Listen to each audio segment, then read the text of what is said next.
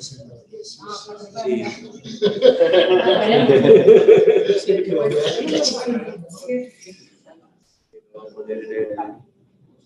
Para que se vea por internet. Tecnología y avance que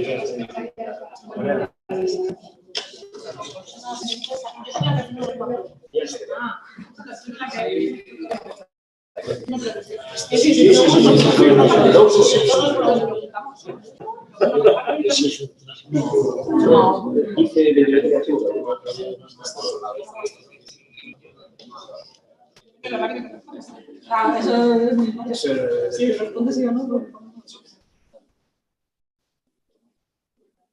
Vamos 2 minutos, ¿no? sí.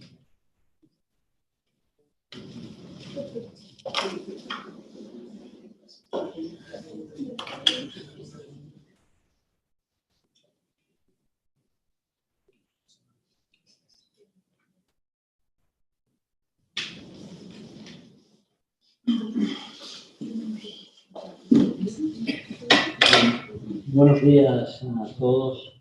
Vamos entonces a proceder al acto de defensa de la tesis titulada Computational Modeling of Redox Properties in Nucleic Acids in Different Environments, defendida por el doctorando Jesús Lucia-Tamudo. Antes de comenzar, quisiera presentar a los miembros de este tribunal. A mi derecha está la profesora de esta universidad, Lara Martínez. Luego profesor Vicente Moliner de la Universidad Jaume I de Castellón. Luego a mi izquierda Marco Manacci de la Universidad de Alcalá. Ahí la profesora Leticia González de la Universidad de Viena, que seguramente, bueno, como es de la casa también. Y luego, bueno, yo me llamo Saulo Vázquez, soy de la Universidad de Santiago de Compostela. También les recuerdo al doctorando cómo opta a una tesis internacional. Parte de la defensa tiene que ser expresada en un idioma distinto al castellano o bien otra lengua del Estado. Cuéntanos. Thanks, Alan. So, well, good morning. First of all, I want to thank the committee for being here. It is a pleasure for me. And I also want to thank all of you for attending to this PhD dissertation. Well, today I will try to summarize the key points of the research line that I've been carrying out during my PhD, which is based on the computational modeling of redox properties of nucleic acids in different environments. So I will start with a simple question. What is DNA? Well, most of us would relate this picture to a DNA molecule. But what is exactly DNA? It is a macromolecule, a biomolecule that is composed of building blocks that we call nucleotides. But each nucleotide is also composed of a 2-deoxyribose in which we have a nucleobase in its carbon 1. So here you can see the 5 canonical nucleobases, although in DNA only adenine, guanine, cytosine, and thymine are present. Now, if we add the phosphate group to its carbon 5, we will have the standard picture of a nucleotide. If 2 or more of these monomers are close enough, they will perform several condensation reactions in order to give rise to a polymer of nucleotides, or what we call a strand. But we actually know that DNA contains 2 strands, so the second one is located antiparallel to the first one.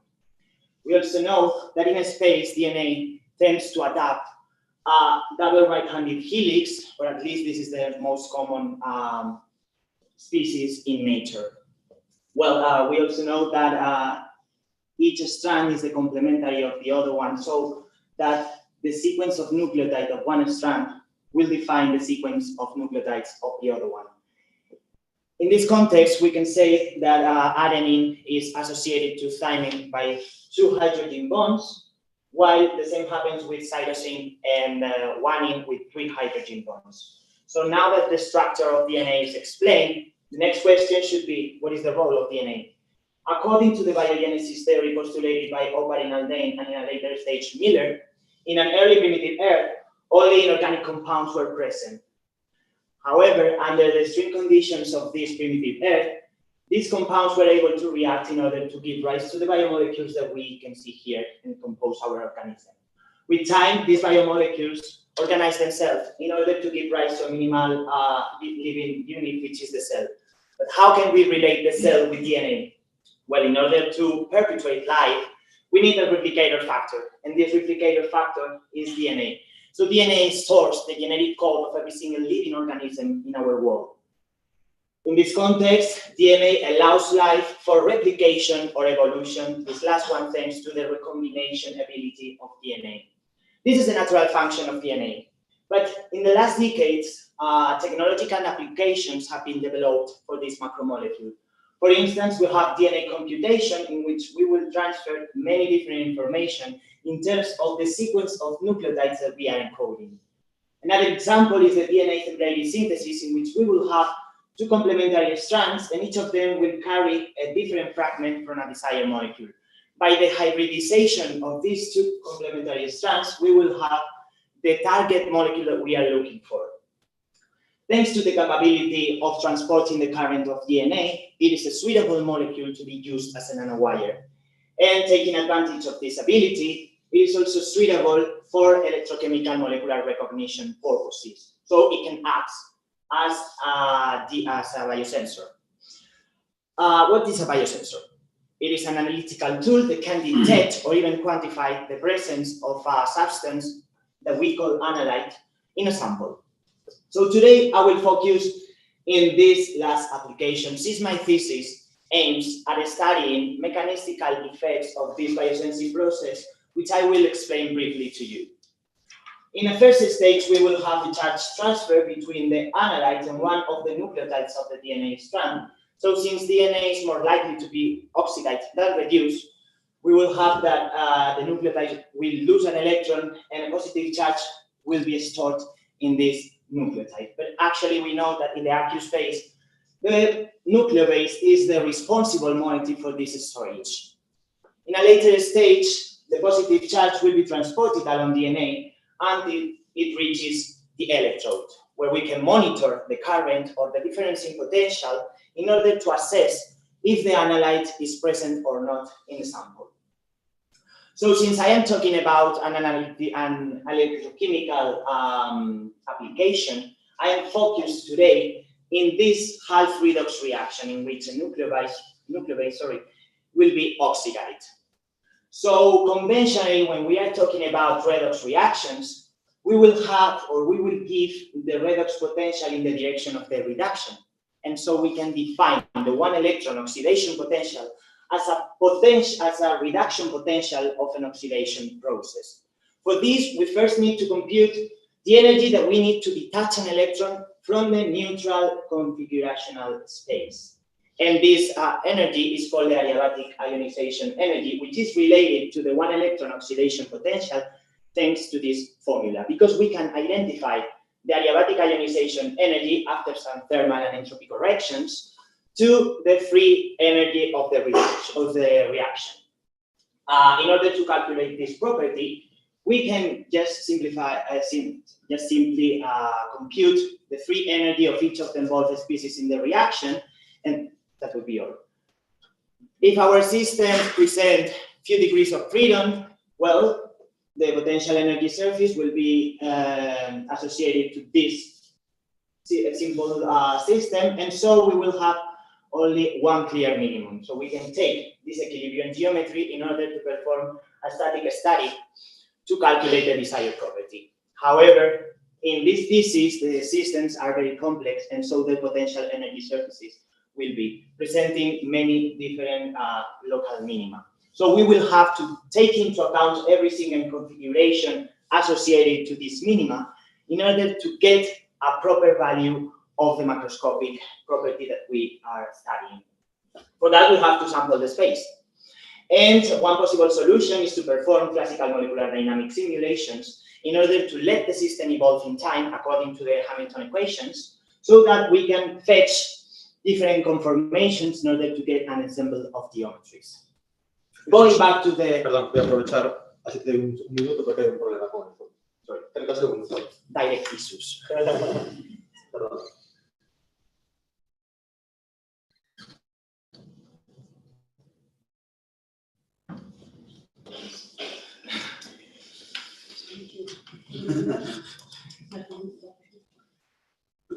El video va a ser 30 minutos. No.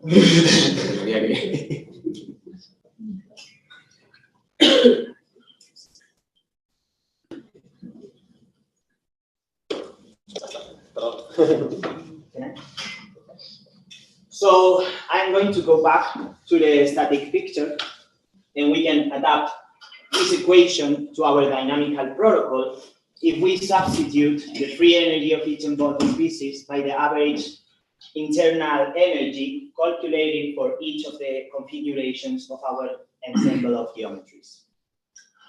So far, so good until we reach to the next problem, because we are not only exploring one conformational space, but two. We are computing, or we are exploring the conformational space of the neutral molecule and the cationic one, and we know that they won't behave identically. So we will need two different sets of parameters to define each force field. One possible solution is the use of seminario method, in which we will calculate the force constants that define the force field, thanks to the computation of the Hessian from one specific conformation of the system. So we can perform an optimization of the geometry to reach to a local minima, and from that computing its Hessian, and so the force constants that will define each potential energy surface. So in this way, we can perform simultaneously classical molecular dynamic simulations in both phase space to explore its conformational space. Okay, this is good.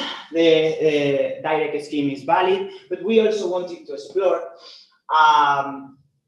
if our region of interest is very large, then the optimization of the geometry to go to a local minima won't be very feasible. And for that, we will think about other solutions in order to explore those conformational space. The solution that we proposed in this thesis is to perform an initial classical molecular dynamic simulation in the neutral phase space, and then describe quantum mechanically the region of interest in which the redox reaction will take place, and run further QMMM molecular dynamic simulations for each of the configurations of the ensemble in order to relax the structure. Ideally, we should perform larger QMMM molecular dynamic simulation, but this will be very computationally demanding, so we preferred to use this other solution, which is not bad. Okay, direct scheme is valid, but we also wanted to explore other alternatives in order to compute the adiabatic ionization energy. And one of these is the use of the Marcus theory, which basically doesn't compute directly the adiabatic ionization energy, but it computes two different energetic terms related to it. So the first one is the vertical ionization energy, in which we are calculating the energy that we need to detach an electron from the neutral phase space without subsequent relaxation of the cation. And the second one is the vertical attachment energy, in which we are determining the energy that we need to give to the system, to the cation, in order to go to the neutral phase space without this subsequent relaxation. So averaging both energetic terms, we will have, in principle, a good approximation of the adiabatic ionization energy. Still, the problem with the exploration of both conformational spaces remains, so we will have to use either classical molecular dynamic simulations with seminario reparametrization or QMMM molecular dynamic simulations in order to relax the structure of each of the conformations. But in this case, we are not calculating anymore internal energies. We are calculating vertical ionization energies in the neutral phase space and vertical attachment energies in the cationic phase space. We are computing these energies using hybrid quantum mechanical classical calculations. And for this, we also need to give a good description of the solvent because all of our systems are solvated. So two different models were proposed to describe these water molecules. The first one is an implicit solvation model, and the second one is an explicit solvation model. So now we are going to compare the performance of both direct and Marcus scheme, and then implicit and explicit solvation model to see which is the right protocol to calculate these energies. Okay, let's start with this comparison between the direct and the Marcus approaches. For this, we're first going to to set a reference for each of the nucleobases. So for that, we did a bibliography search in order to get an experimental range of the one electron oxidation potential, and we took the mean value of this range for each nucleobase to get our reference. So here you can see the deviations of the calculations that we performed in the direct and in the Marcus approaches. We can see that the performance is very similar in both cases, although there is a lower standard deviation in the case of the Marcus approach. So this doesn't imply that the method is better, right? It just implies that maybe our results will be more precise. In the end, we decided to use Marcus theory just arbitrarily, actually. And now we are going to do exactly the same analysis, but comparing the implicit solvation model and the explicit solvation model. It is very evident that the deviations of our calculations in the explicit solvation model are much higher, and so it is not suitable for the computation of the one electron oxidation potential. So finally, we decided to use the dynamic Marcus implicit protocol. So just as a summary, I am going to show you a general picture of the general protocol that we are going to follow for studying the systems that I am going to talk later. In the first stage, we will perform classical molecular dynamic simulations in the phase space of the neutral molecule. Then we're going to explore the conformational space of the cation, either using classical molecular dynamic simulations with seminarial reparametrization or QMMM molecular dynamics protocol. With this, we can calculate the vertical ionization energy and vertical attachment energy and use Marcus theory to compute this adiabatic ionization energy. Again, remember, using a hybrid quantum mechanics, classical mechanics. And with this, we can calculate the one electron oxidation potential of each of the systems that we are going to talk today. So, which are the systems? Well, we wanted to analyze the one electron oxidation potential of nucleobases embedded in different environments, which are characteristics or representative of each of the stages of the biosensing process. And for this, we are going to talk first about the free nucleobases in water, just to set a reference of the one electron oxidation potential. Then we are going to move these nucleobases to a DNA-like environment to see how this environment affects to the redox property. And finally, in order to analyze this interface region, we are going to do a study based on a simple model based on self-assembled monolayers, or also SAMs, in which we are substituting the DNA strand by small organic molecules. Okay, so I'm going to start talking about these free nucleobases in water. Here you can see the 4 nucleobases that we have performed and that we have analyzed, and the computational details of the protocol that we have followed. Okay, so have a look if you want.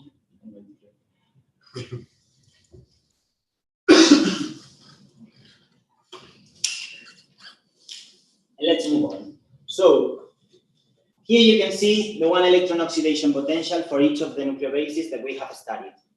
So A stands for adenine, C for cytosine, G for guanine, and T for thymine.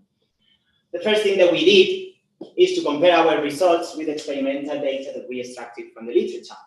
And we can see that our results are in reasonable agreement with the experimental data, although in the case of cytosine and thymine, our calculations overestimate slightly the redox property.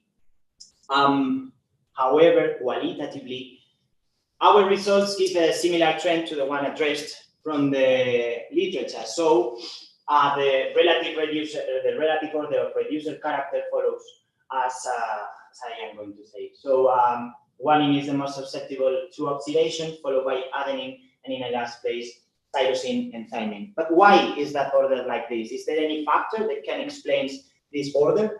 Well, in order to have some knowledge about this, we decided to perform a charge distribution analysis within a nucleobase. So for this, we computed the fraction of the hole that is stored in each of the atoms of a nucleobase. I'm going just to explain the case for guanine because it is very representative. All the results were very similar for these nucleobases. So just to simplify the discussion, I am going to focus in guanine.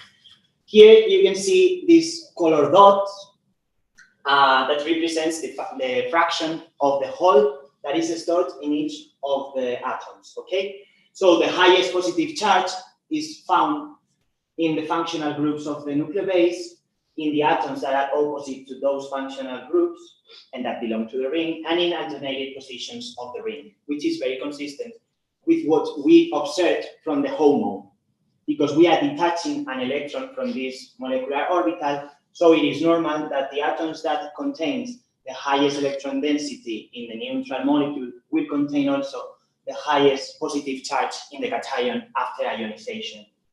But this didn't give us much information about this relative order, right? So I decided to somehow quantify the amount of the localization of the hole within a nucleobase. And for that, I derived this empirical formula that depends on the atomic charge to compute the intramolecular delocalization number, which basically measures the number of atoms in which the hole is delocalized. With this, here you can see the intramolecular delocalization numbers that we obtained for each nucleobase. And, well, just to make sure, the bars represent the one electron oxidation potential. Just focus to the numbers. So we can see that the larger the localization, the larger reducer character. It means, for instance, in the case of guanine, that it has the largest intramolecular delocalization number, and at the same time, the lowest one electron oxidation potential, which is the same as saying the highest reducer character.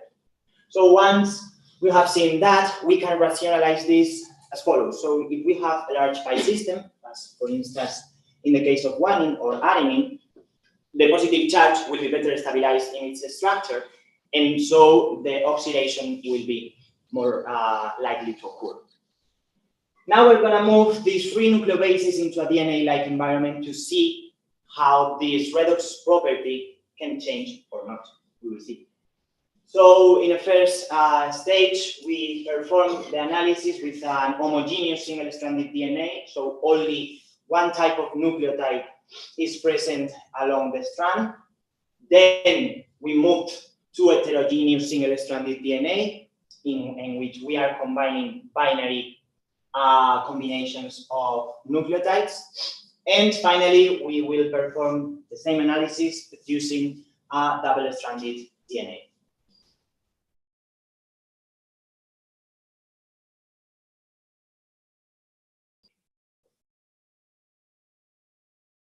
So, just to remember, here you can see again the one electron oxidation potentials of the three nucleobases in water.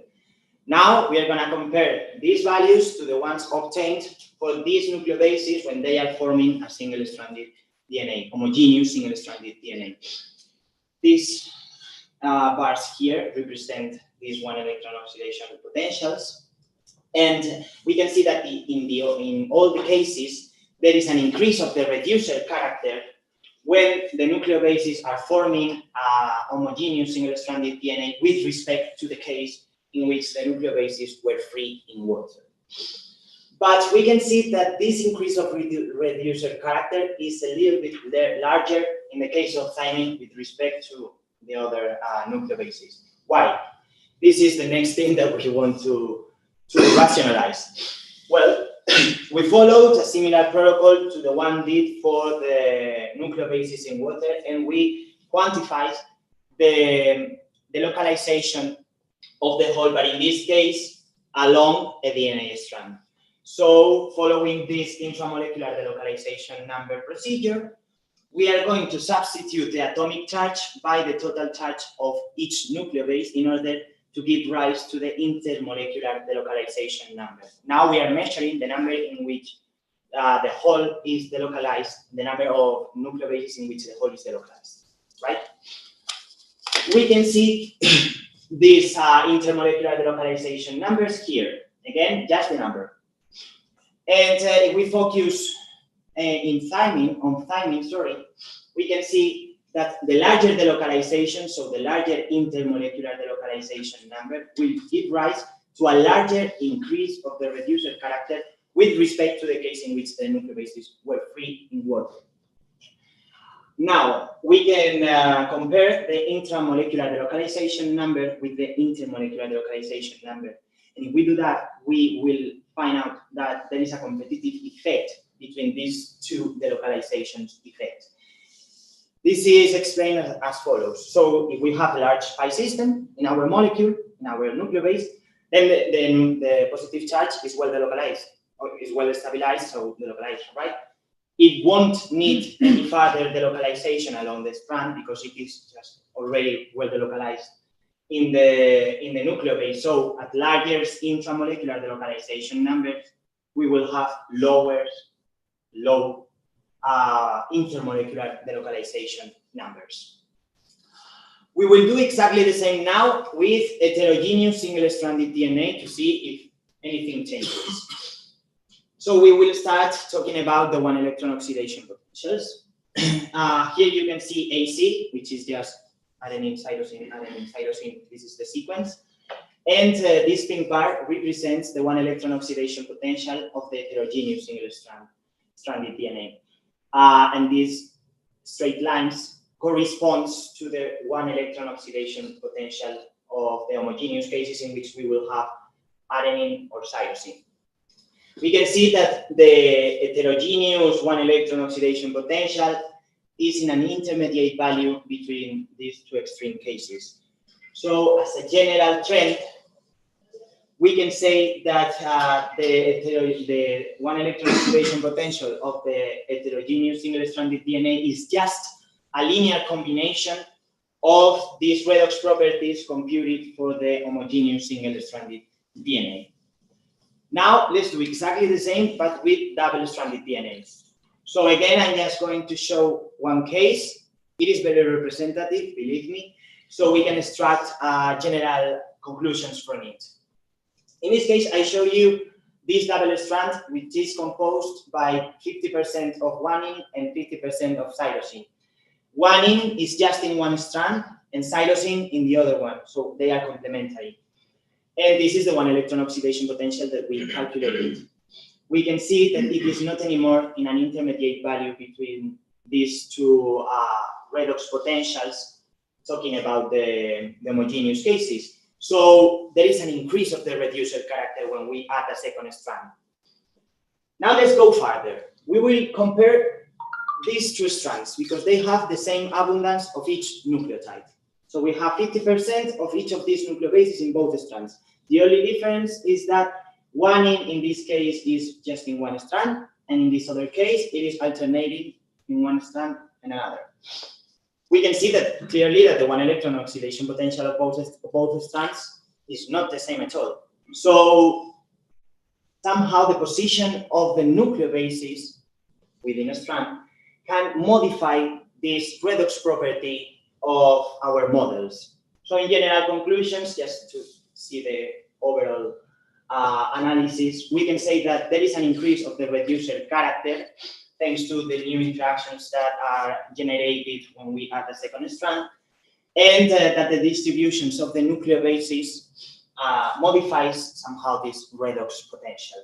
But I have only talked yet about the one-electron oxidation potential in this kind of models. But what it is really interesting here is to see the mechanism in which the whole will be transported along the DNA.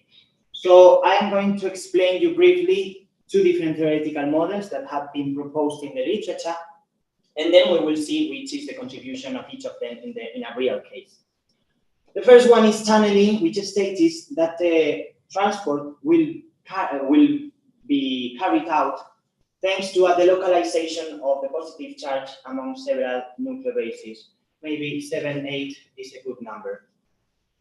The second one is hopping, in which the positive charge will be localized in just one nucleobase, and the transport will occur thanks to consecutive jumps from one nucleobase to another.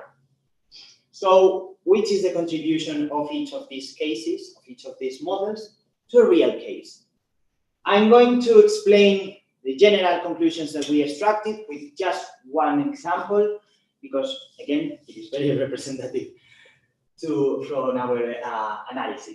So, this is the case of homogeneous single-stranded poly-1-ing, and these are the 3 nucleobases that we included in our quantum mechanical region. These lines represent the fraction of the whole stored in each nucleobase along the molecular dynamics simulation. So in average, we can see that 3/4 of the total whole is just stored in one nucleobase. That can give us some evidence that the hopping model might be predominant. But still, I want to convince you and to reinforce my hypothesis. So I plotted here the intermolecular delocalization number for each of the 16 models that we have studied in this section. Now, you can see that it is very rare that this intermolecular delocalization number is higher than 2. So the majority of the whole will be stored in just one nucleobase. And we can conclude that the hopping model is predominant against the tunneling, although we cannot neglect the contribution of tunneling.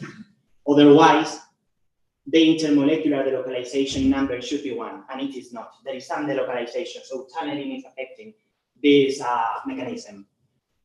So now we know that the transport of the whole will be done by this hybrid mechanism until it reaches the electrode, which is modeled as a gold surface in this case. Well, we wanted to study also this interface region, but it is very complex to be modeled. So we based our analysis on a simplified model based on sums, in which we are replacing again the DNA strand to small molecules related with nucleobases you will see here. The full system is here displayed, so we will have a gold surface and an ensemble of organic ligands absorbed onto it. Each molecule is composed of a 1-in moiety, which is linked to a small thiolated linker of different nature. And we have studied 3 different cases. So the first one is an alkane, then we have an alkene, and also an aryl. The full system is solvated in water, just to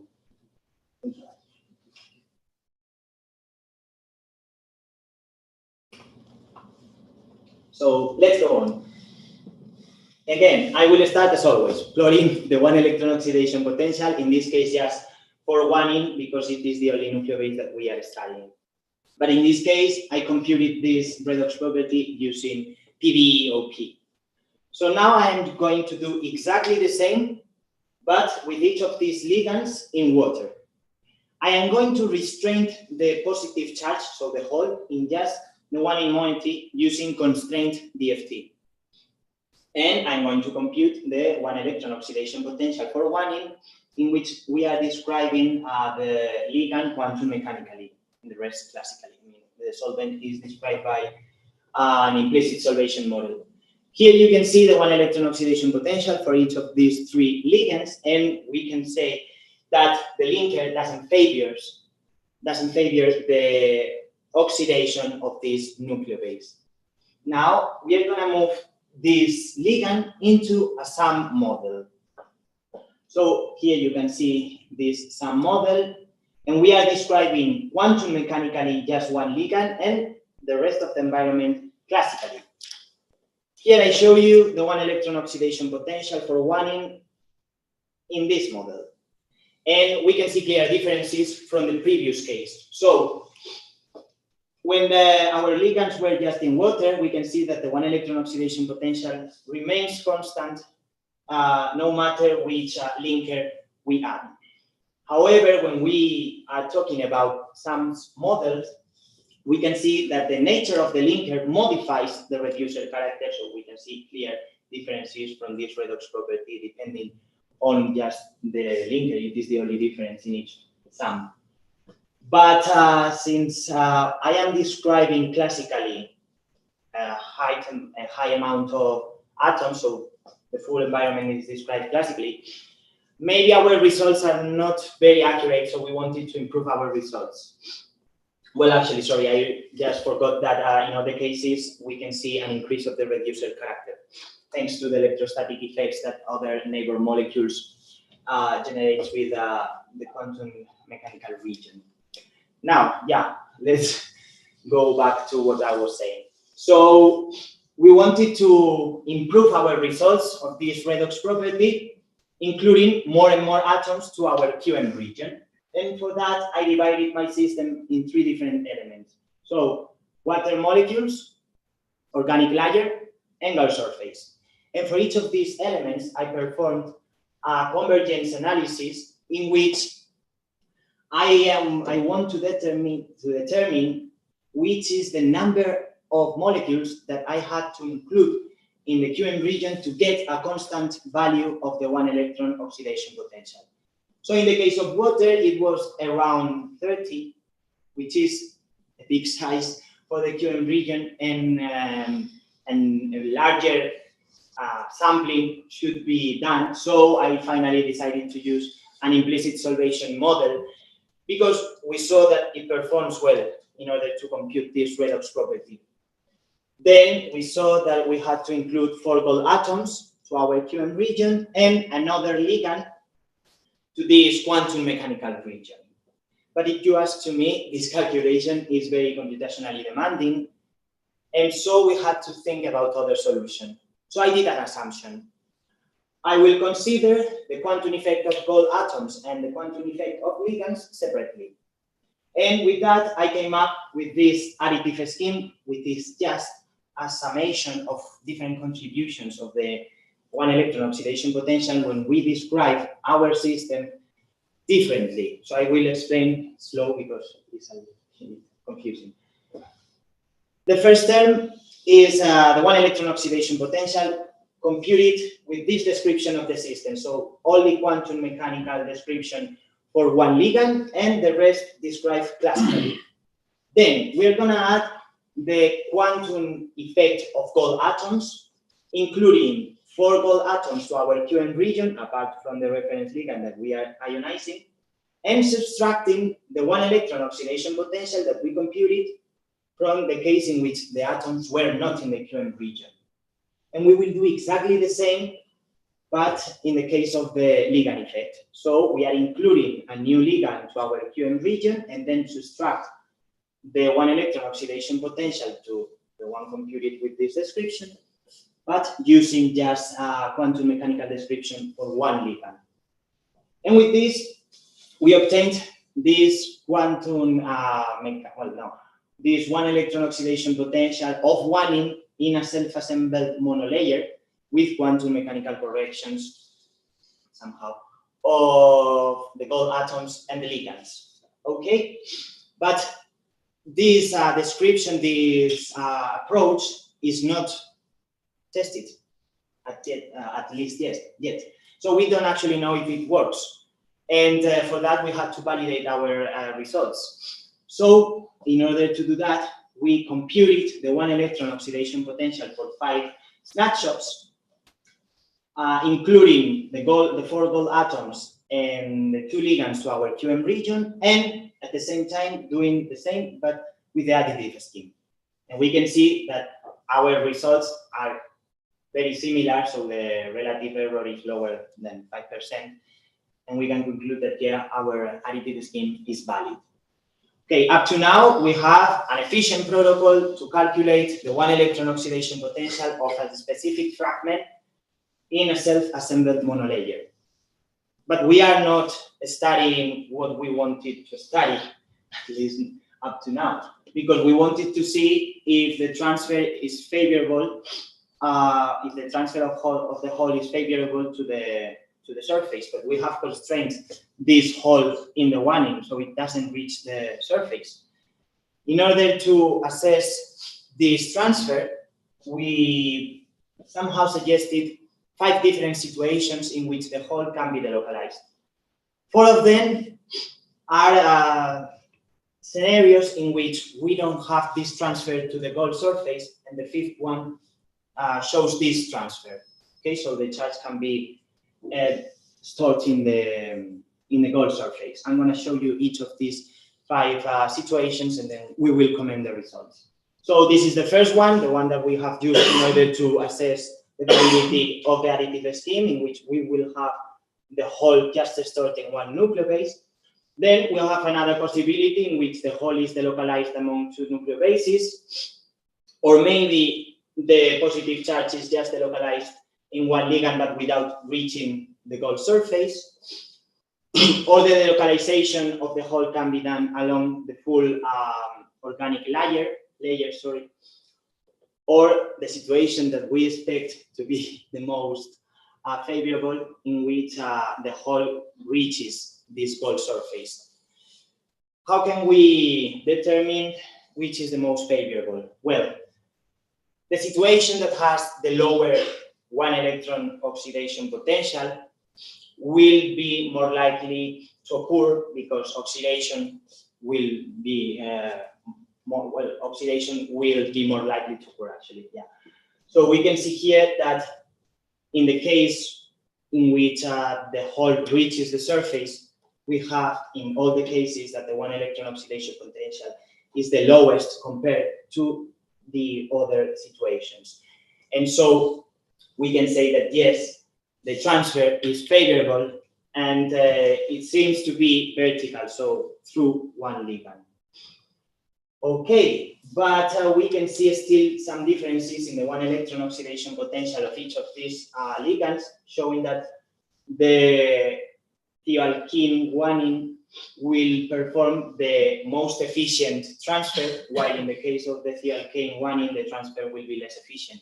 So we wanted to rationalize this order. And for that, I found a structural explanation using the energy profile of the dihedral angle between the guanine and the linker. So we can see that in the case of the thioalkene guanine, the most stable conformation shows that the guanine and the linker are on the same plane.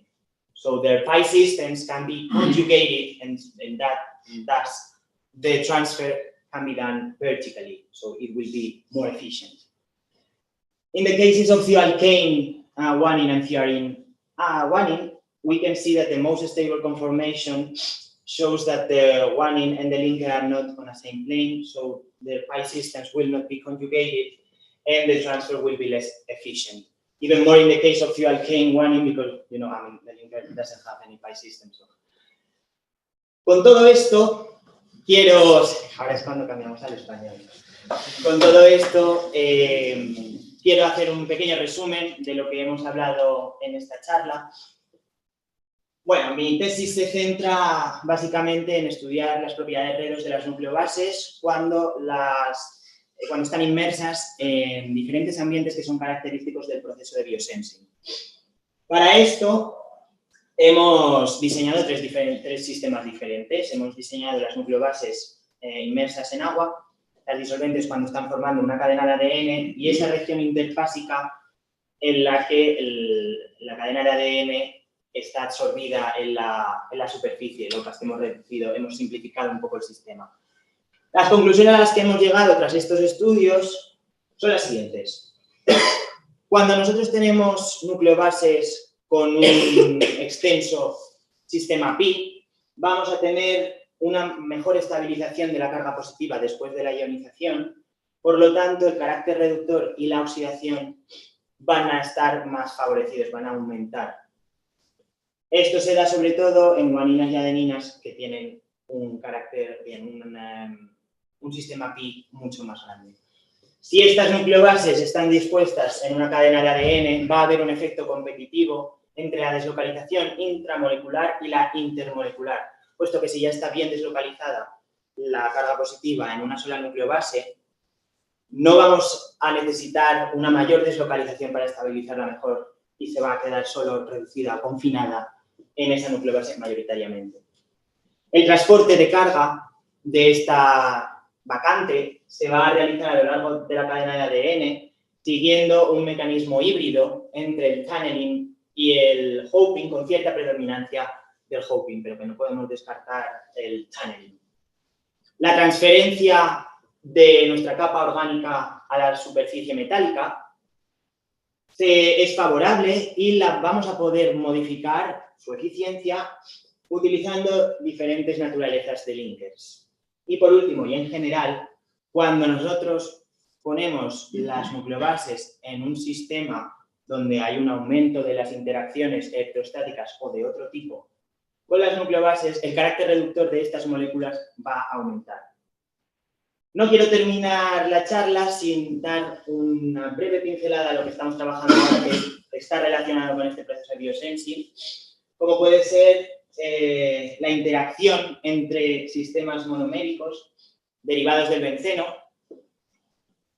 para poder de alguna forma cuantificar o profundizar en este orden relativo de carácter reductor en función, por ejemplo, de la distancia, en función del grupo funcional que pongamos en cada uno de los monómeros o incluso en función de la extensión del sistema pi. Por otro lado, para seguir trabajando un poco en esta región interfásica, estamos trabajando con modelos para los cuales utilizamos dinámica electrónica, de forma que podemos cuantificar de alguna forma el tiempo de vida de un electrón en un orbital molecular antes de que baje a la superficie.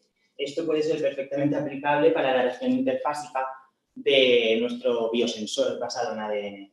Y por último, sabemos que cuando las nucleobases están en estados excitados, la oxidación se va a producir de manera mucho más eficiente, va a ser más favorecida. Y por tanto, estamos estudiando la fotofísica de estas nucleobases para comprobar si la funcionalizamos o si incluso la absorbemos en la superficie. Estos estados tripletes que tienen un cierto tiempo de vida se pueden poblar de manera más favorable y, por tanto, eficienciar esa oxidación inicial que se produce en el proceso de biosensing. Con todo esto, termino mi charla aquí. Muchas gracias por escucharme y doy paso al tribunal. Muchas gracias. Bueno, vamos a hacer una parada entre 2 o 3 minutos por si alguien quiere.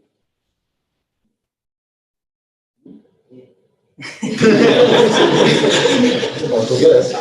Lo que digas. Lo que diga Jesús. O... Yo con quitarme esto, lo que pasa es que da igual. Si queréis ir para adelante. Bien, entonces vamos a comenzar con el turno de preguntas. En primer lugar, la profesora Lara. Buenos días, Jesús. Bueno, lo primero, felicitarte a ti y a los supervisores. Tienes un montón de resultados en 3 años pandémicos incluidos, así que muchas felicidades. Precisamente porque tienes un montón de resultados, soy consciente de que no tuvo que ser fácil organizar la tesis, pero también eché en falta algunas cosillas que sobre todo en la intro, se me hizo muy larga la parte filosófica del origen de la vida y eché en falta cosas de charge transport en ADN, más cosas, porque tu tesis va de charge transport. Entonces creo que se podría saber focalizar un poquito más ahí que en la parte filosófica. Y sobre todo, que lo hiciste en la presentación, pero en la tesis le eché en falta, cuando presentas todas las técnicas en el capítulo 3, pues eché falta como un esquema resumen en el que me digas, vale, pues static implicit significa esto, que hago este single point, esta organización, la dinámica, ¿sabes? Como que me digas qué haces en cada momento. Y esto te hubiera ayudado porque luego sí que hay un montón de párrafos repetidos en los distintos capítulos y bastaría haber dicho, bueno, pues me refiero a esto del esquema. Pero vamos, que soy consciente que no tuvo que ser fácil, así que... Y ya paso con las preguntas en inglés. So, in page 41, no, 40, yeah, 46. So you mentioned that silver 2+ stabilizes tyrosine base pairs. Are you sure about that? That's what the study said. I mean, I don't actually know because I haven't studied that. I just found some literature in which this transport along DNA was more efficient, and so we can detect heavy metal ions, which this I don't actually know. It's silver plus, not silver. Oh, so maybe it is, it is a mistake. Yeah. Okay, yeah, sorry, I didn't hear 2+, yeah. Yeah, it's silver plus. I'm pretty sure. So, and then in page 119 also, so you have it here. You take as reference, as experimental reference, the values coming from Stanken experiments. But are they directly comparable with your results for the pre-nucleases? Yeah, because I think so, because we have, I mean, when you are giving experimental potential, experimental redox potentials, you give with respect a reference, which is any electrode. We actually know the absolute redox potential. So we extracted the absolute redox potential of the standard hydrogen electrode, considering every single contribution to this half redox reaction. And so I would say that, yeah, it is comparable because they were performing water and so on. In which systems? In the case of nucleobases, free. Well, no, because they are in DNA environment. They are nucleotides or nucleosides? No, also nucleobases. I take several of your references on the nucleosides. Anyway, are they directly comparable with yours if they are performed with the nucleosides and nucleosides? No, not at all, because we have to take into account the phosphate group and also the glucose. Okay. But still, I mean, the charge is mainly stored in the nucleobases, so I wouldn't say that the results will, well, I don't actually know because I haven't done it. Because also when you have the strands, they are in the MN region, so you don't know a priori. Okay, and then the thing that surprised me most of your thesis is that you wrote that the optimization of tyrosine cation did not converge with the.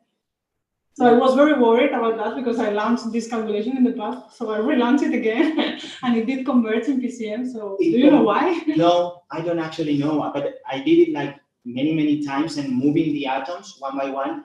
It didn't converge in NWChem. It converged in the other packages. But is this because of the Cosmo or? I have no idea. I mean, I tried everything, so I just used the structure that I obtained. But yeah, I don't have any idea.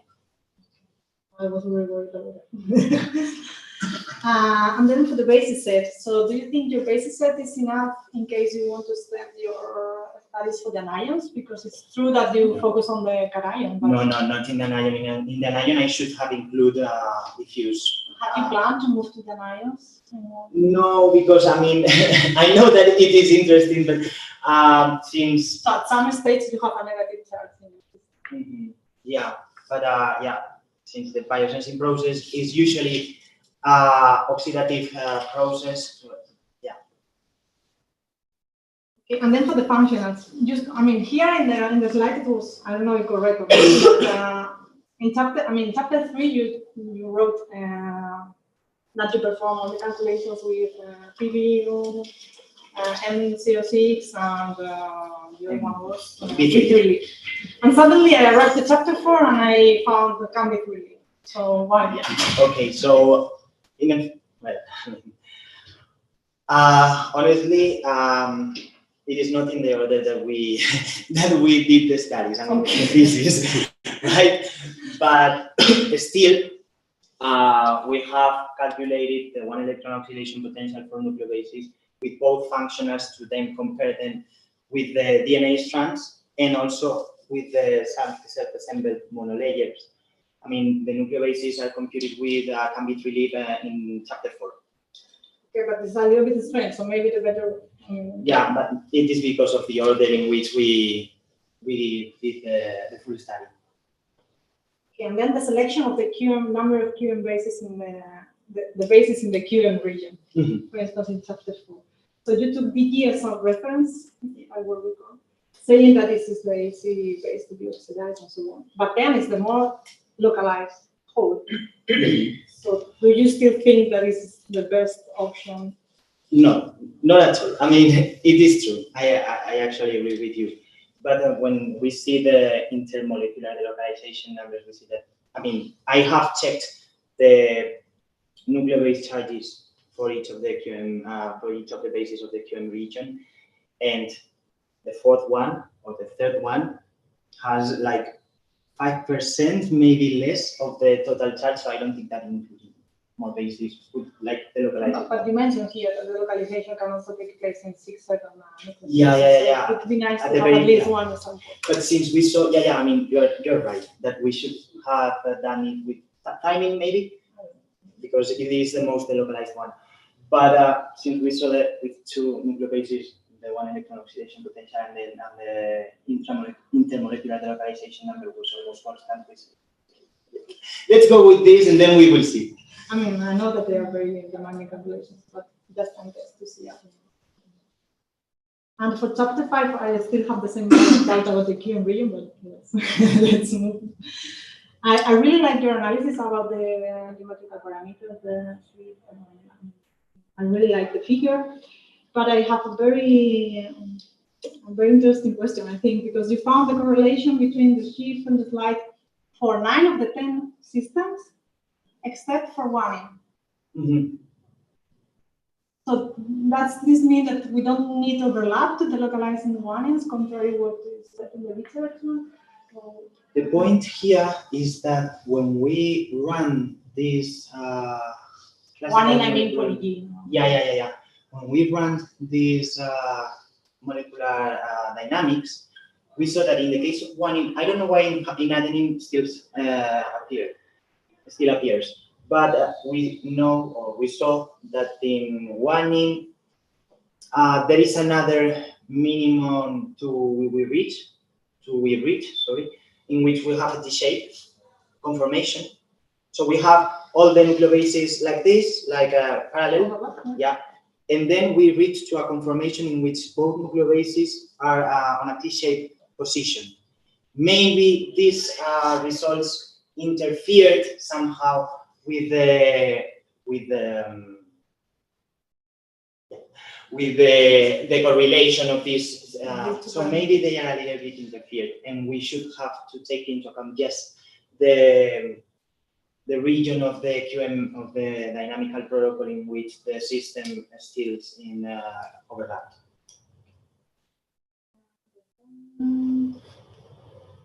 And then in chapter 6, I don't understand the sentence, and I need you to explain the sentence to me, because if you can go to page 187. 187. Or 186, yeah.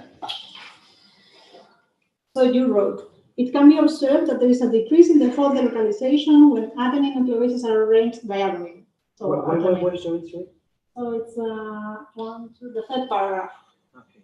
So what is the sentence? It can be observed that there is a decrease in the fold delocalization when adenine nucleobases are arranged diagonally. So alternated. Yeah. But if I look to the figure, I think it's the opposite case. That the nucleobases, so the what?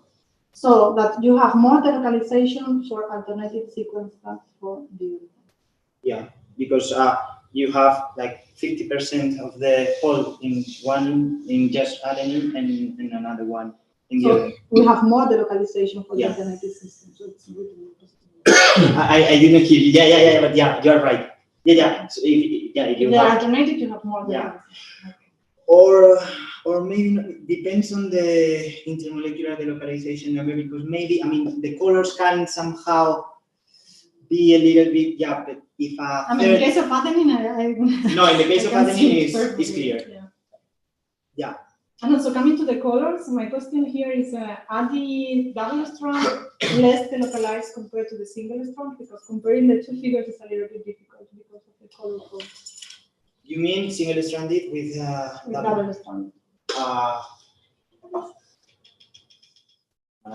Check it, but I would say yes. It's difficult to say from the color code. Yeah, no, but I have here. Here.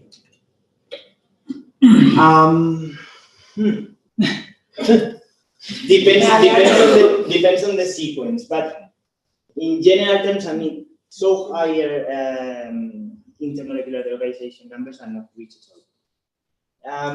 Maybe, but it is not a clear comparison that we did. Yeah, we usually just compare not intermolecular delocalization number with other cases because it is, you say, very difficult. We can extract general information. We compared the one electron oxidation potential because it was possible. Okay, but you never performed the structural analysis for the double strand? I did. You did? Yeah, and it didn't work. No, yeah, I did. I totally did. I am trying to find. It would be nice to see. I am trying to do that. I have some ideas. I'm not going to say other one. Okay. Okay, so thank Yeah. you. Bueno, Jesús, yo también me uno a las felicitaciones, tanto para ti como para tus directores de tesis. Bueno, leyéndoles una tesis muy completa. A ver, es verdad que la introducción has hecho un poco larga, pero yo también lo hice a mis tiempos, así que más o menos te entiendo, aunque era sobre un tema distinto, pero bueno, en mi caso me enrollé sobre la historia de la fotoquímica y entiendo la idea. Así que es una estructura más tradicional que me gusta porque así básicamente también una persona que no está muy metida en el tema puede realmente, ¿no?, leer y aprender también de ella. También en la parte de introducción y de métodos hay figuras muy didácticas, así que también está muy bien para entender si no estás muy metido en el tema.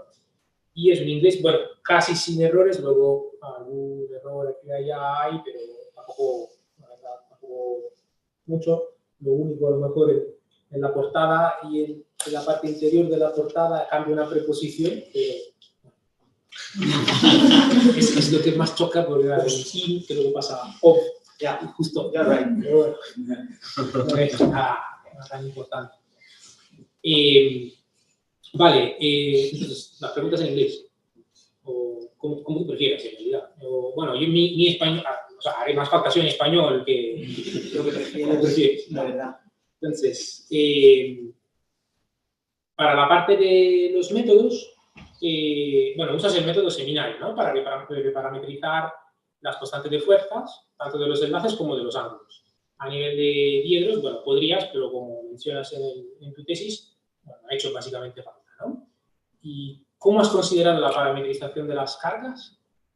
Hemos hecho cálculos RESP, Restricted, Electrostatic, Charges, utilizando el mismo funcional que luego íbamos a utilizar para calcular las energías, tanto la de ionización como la de attachment, que no sé traducir en español.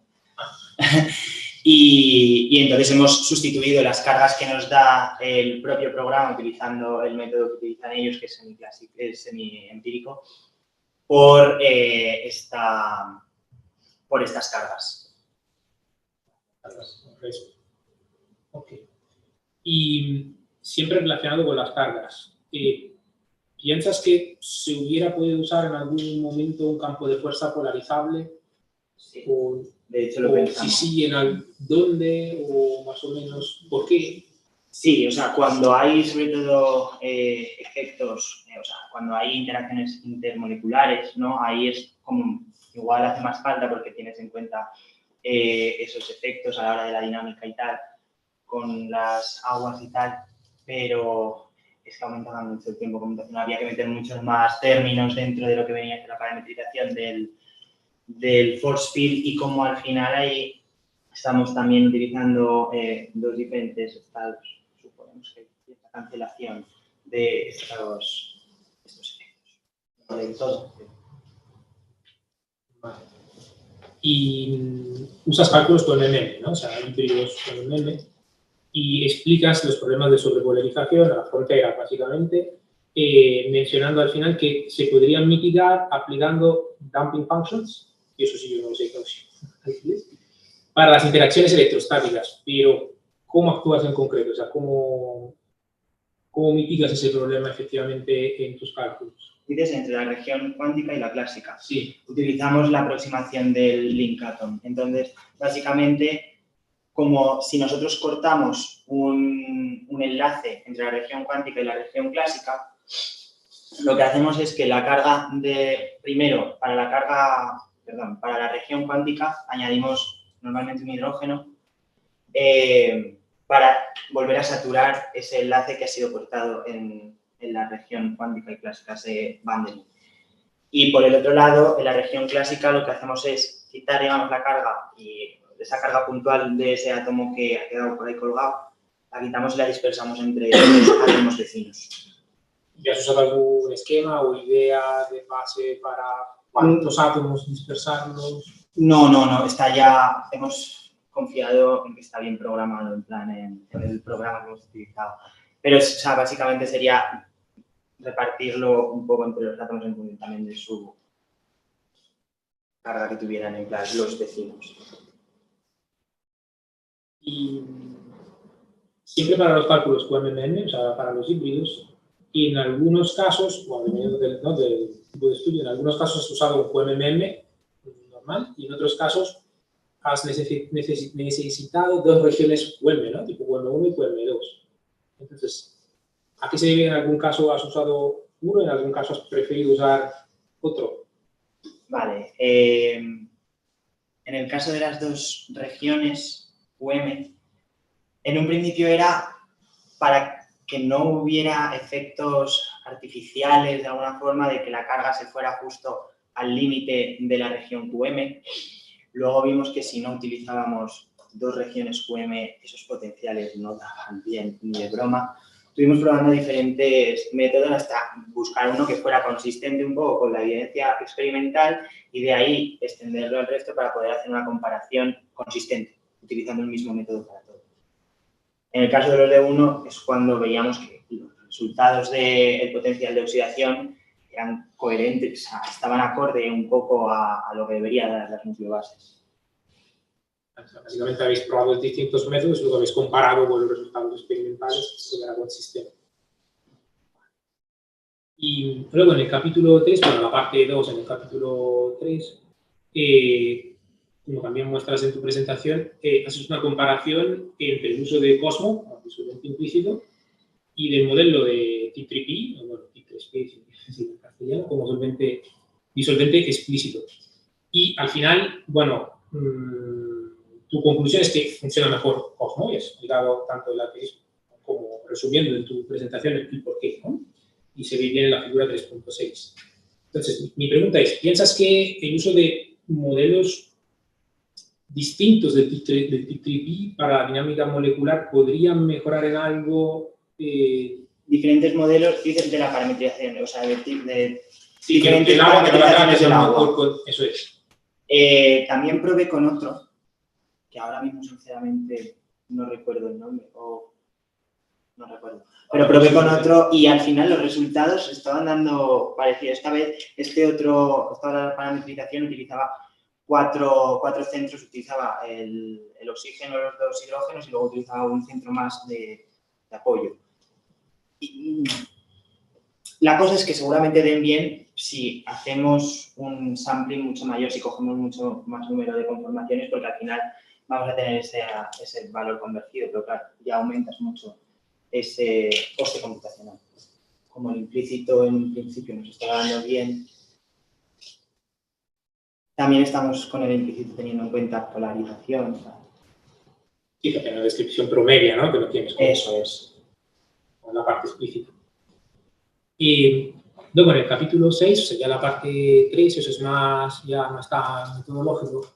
Entonces, básicamente, tu conclusión es que en el ADN double-stranded, eso no sé cómo decirlo en castellano, el potencial de oxidación disminuye, ¿no? Y la deslocalización intermolecular aumenta respecto al ADN single-stranded.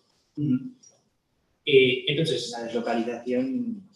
Bueno, no, sí, más o menos, sí. Pero es el tren, más o menos, el tipo de patrón que tú veis. Y también, en general, cuanta más guaninas hay, pues mejor para estas propiedades, ¿no? Es lo que sí sueles concluir. Entonces, ¿piensas como posibilidad para el futuro que se podría entonces pensar en usar una estructura tipo G-cuádruplex? Dices estructura de ADN G-cuádruplex. Sí, cuádruplex. Sí, un cuádruplex de guaninas. Sí. pues era una cosa que no había pensado otra estructura de ADNs que observar, pero sí, claro, o sea, por supuesto, de hecho, habría, digamos, más interacción, incluso podría estabilizar más la cara. Lo que no sé es la deslocalización aumentaría, pero estabilizará en un principio. Yo creo, en mi sincera opinión, que debería aumentar porque hay más interacciones entre las propias nucleobases de tipo no covalente. Sí, bueno, también por parte de guaninas, ¿no? También, sí, claro. Ahí debería. Y luego, solo al final, más una curiosidad para la parte de investigación, bueno, current research, o sea, la investigación que estás ahora, como yo vengo más de la fotoquímica, aunque bueno, también está fundamental, pero vengo más de la fotoquímica, me ha chocado un poco que ahora propones estudios que son también bastante distintos respecto a lo que has explicado aquí en esta tesis, ¿no? Entonces, ahora, bueno, has puesto que quieres estudiar estados excitados en el ADN, que estás haciendo con ipsemescas PP2, básicamente. Y, bueno, usando, claro, OpenMolcas con Bagel, me imagino, para la cuestión de los gradientes analíticos. ¿Y ya tienes algunos resultados? ¿O porque cuando empecé a escribir la tesis lo partí un poco? Vale. Pero no, es una curiosidad, ¿eh? Porque, claro, como tú quieres incluir también tripletes, bueno, fue una curiosidad para entender qué tipo de mecanismos estabais observando, escalas de tiempos, pues claro, ya es muy distinto, ¿no? Respecto a lo que has hecho en toda la tesis, más de estado fundamental. Sí, no, de momento no está muy avanzado el asunto. Quiero empezar a tratarlo más a fondo, así también me voy metiendo un poco en la dinámica esta de estudiar estados excitados, que es una cosa que me apetece. De momento no está demasiado avanzado. Luego, más adelante, si quieres. De momento no. Gracias. Bueno, pues yo también quiero felicitaros a todos, en principio por el trabajo, a los supervisores, porque veo la mano de Juanjo y de Sergio en el trabajo, pero a ti de la tesis, porque hace mucho tiempo que no leía una tesis con 250 hojas, en las épocas de tesis cumulativas, y bueno, tenía mucha curiosidad por conocer el personaje que se esconde tras tus acknowledgements. Tienes una personalidad muy característica, también tienes un abstract igual de largo que tus acknowledgements y unas conclusiones más cortas que el abstract, lo cual dice mucho de tu personalidad. Y bueno, pues como ya han dicho, la tesis lleva mucho trabajo, pero está muy bonita porque es muy bottom-up. Bueno, puedo hacer inglés y español, va a ser una combinación lineal, no sé si nos habla todo en español. Pero sí, ha sido un placer leerla. A mí me ha gustado mucho leer la introducción, ¿vale? Si te tengo que hacer una crítica, luego, o sea, los métodos también son tuyos, aunque uno, bueno, pues se inspire en distintas fuentes. Los capítulos son un poco casi copy-paste de las publicaciones y ahí creo que hubiera estado bien ver un poco más tu personalidad, porque muchas cosas se repiten tal cual, eso está claro. Aquí a lo mejor hubiera sido para mí más útil efectivamente ver cuáles son un poco, tienes un montón de metodologías o de estrategias computacionales y a veces tampoco tiene demasiado claro cuáles son los límites o las ventajas o los inconvenientes. Las pruebas, dices esto me va mejor, pero bueno, luego te voy a preguntar si me da tiempo un poco más en ese sentido. Tengo varias preguntas que hacerte, pero vamos, son todas cosas que a lo mejor no me han quedado muy claras. Quizás empezar por, no sé si lo más difícil o lo más fácil. Lo que has hecho, o sea, la pregunta sería, ¿por qué lo has hecho o cómo crees que esto ahora contribuye al panorama del DNA? Pues tienes una introducción muy bonita, planteas un montón de cuestiones que la gente se ha dedicado durante décadas a preguntarse, probablemente no estén respuestas.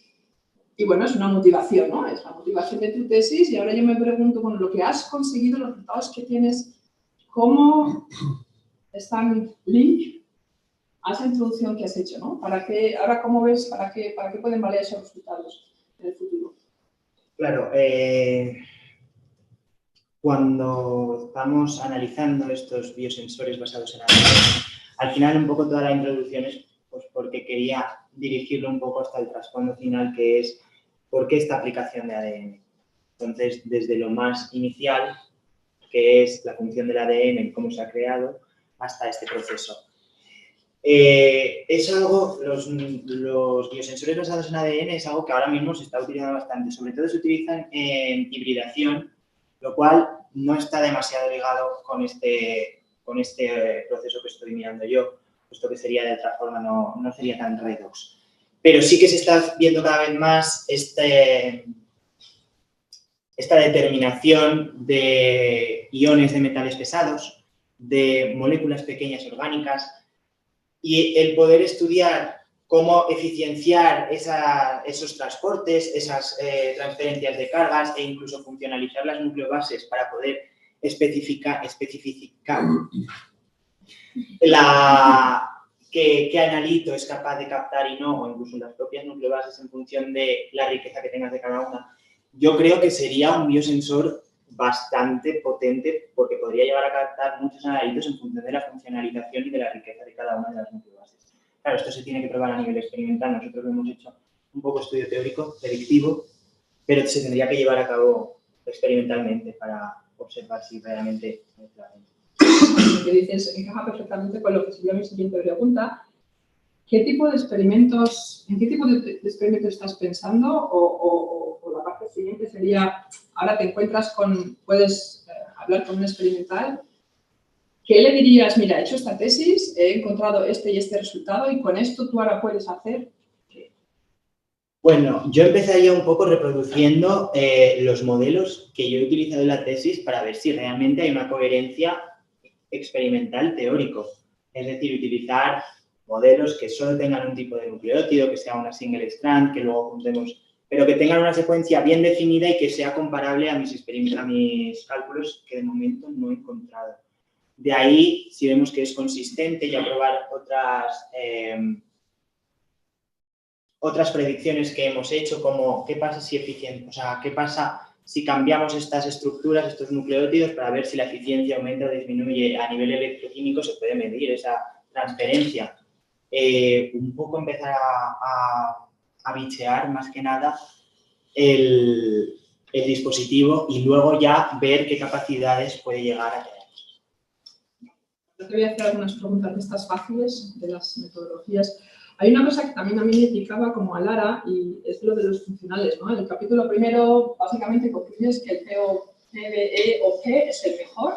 Después desaparece, en la charla estaba todo el cambio civil. Sin embargo, el PBE dices que no es capaz de reproducir las relativas populations de los autómeros, lo cual es una cosa, digamos, molesta. Y sin embargo, lo concluyes que es el que mejor reproduce los redox potentials. Pero yo no sé si tú duermes a gusto con ese tipo de conclusión, porque a mí algo que no es capaz de reproducir las energías relativas de los conformeros, pues al fin y al cabo aquí luego es un neutral, es un cation, pero también son energías relativas.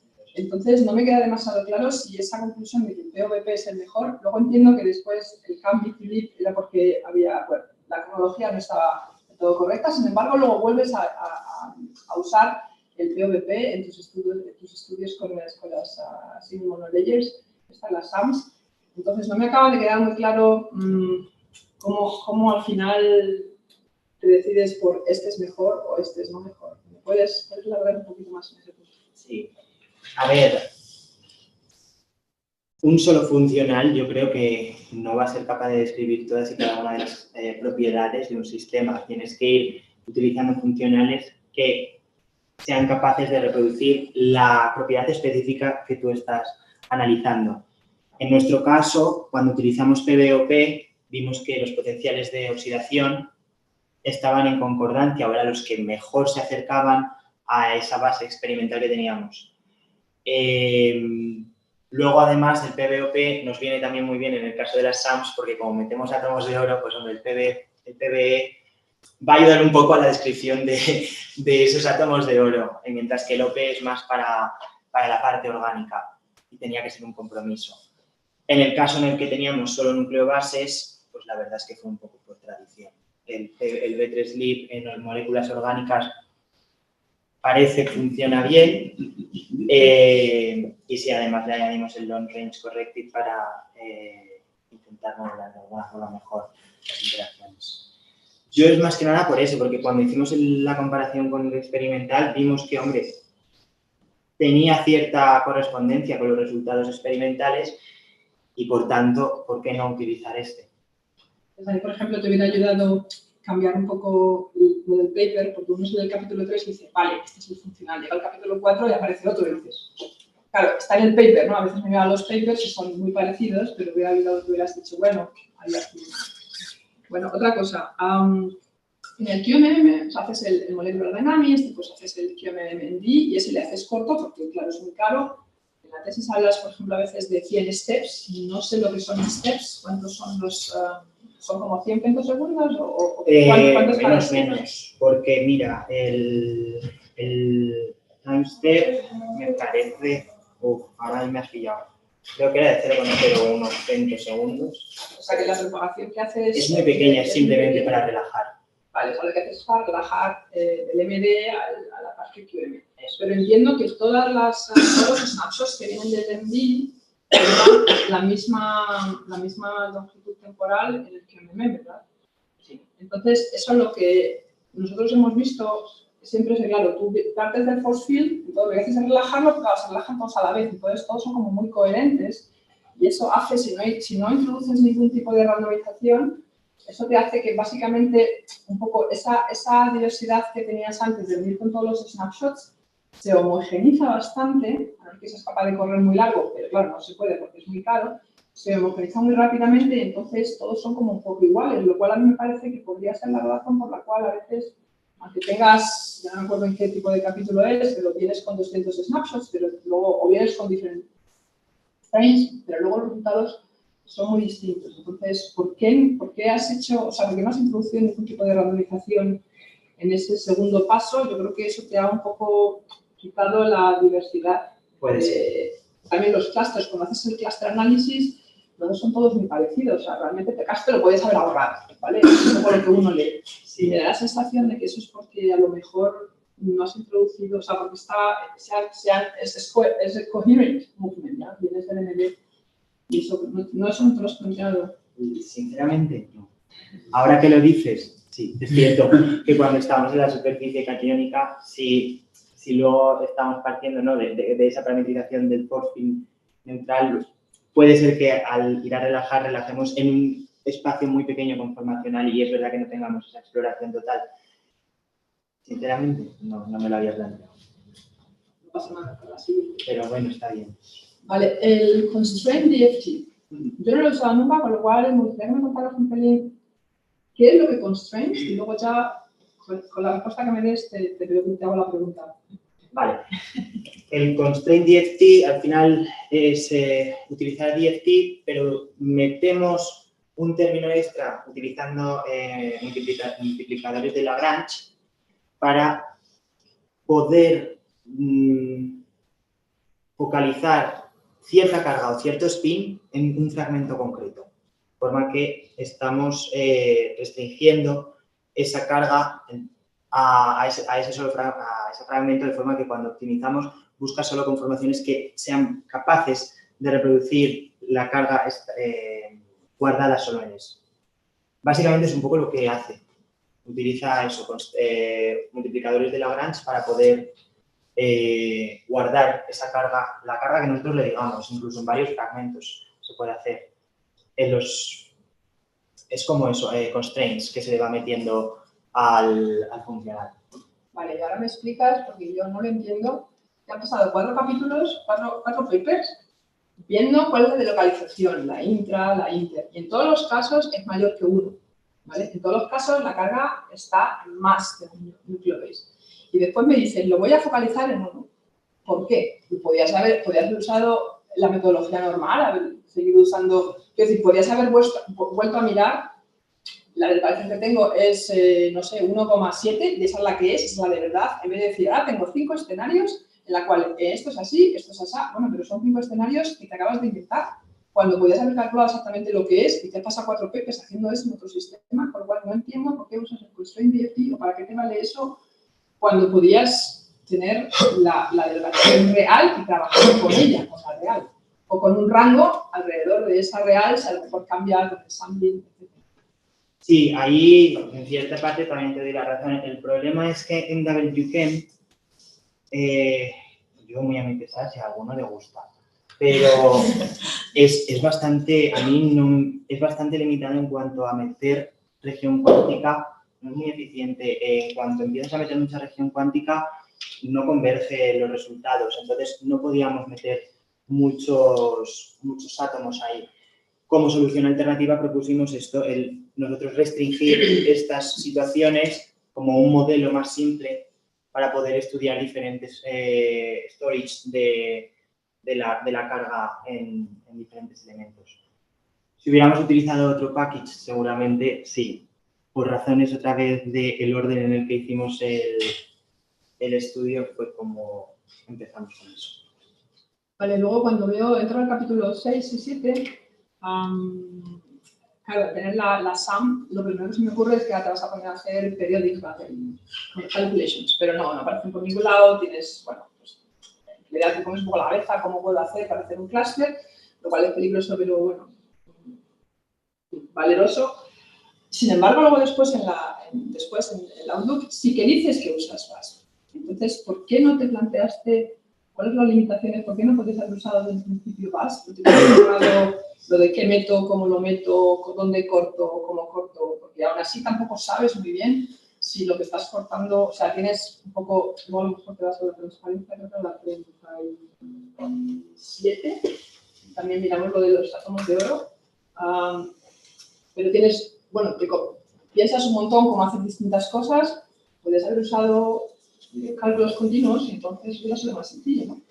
Sí, pero a la vez nosotros queríamos centrarnos sobre todo en la parte orgánica de la guanina, que era lo que igual podíamos comparar un poco más directamente. Entonces, claro, si nosotros utilizamos una base con ondas planas, esa descripción va a estar un poco más clara. Para metales, la descripción yo la veo buena, porque al final es un continuo. Para la parte orgánica, yo es que la veo una descripción un poco más ruda. Y no hay una manera de combinar, no sé por qué yo no he hecho nada. Que yo sepa, no. Juntar dos funciones, o sea, que haya dos funcionales distintos. O sea, la gente absorbe cosas en superficies. Quiero decir que eso se hace, yo no lo hago, pero la gente hace cosas de esas. No es algo, o sea, yo creo que no sería igual tan fácil. Habría que ir step by step, incluyendo poco a poco cosas y no...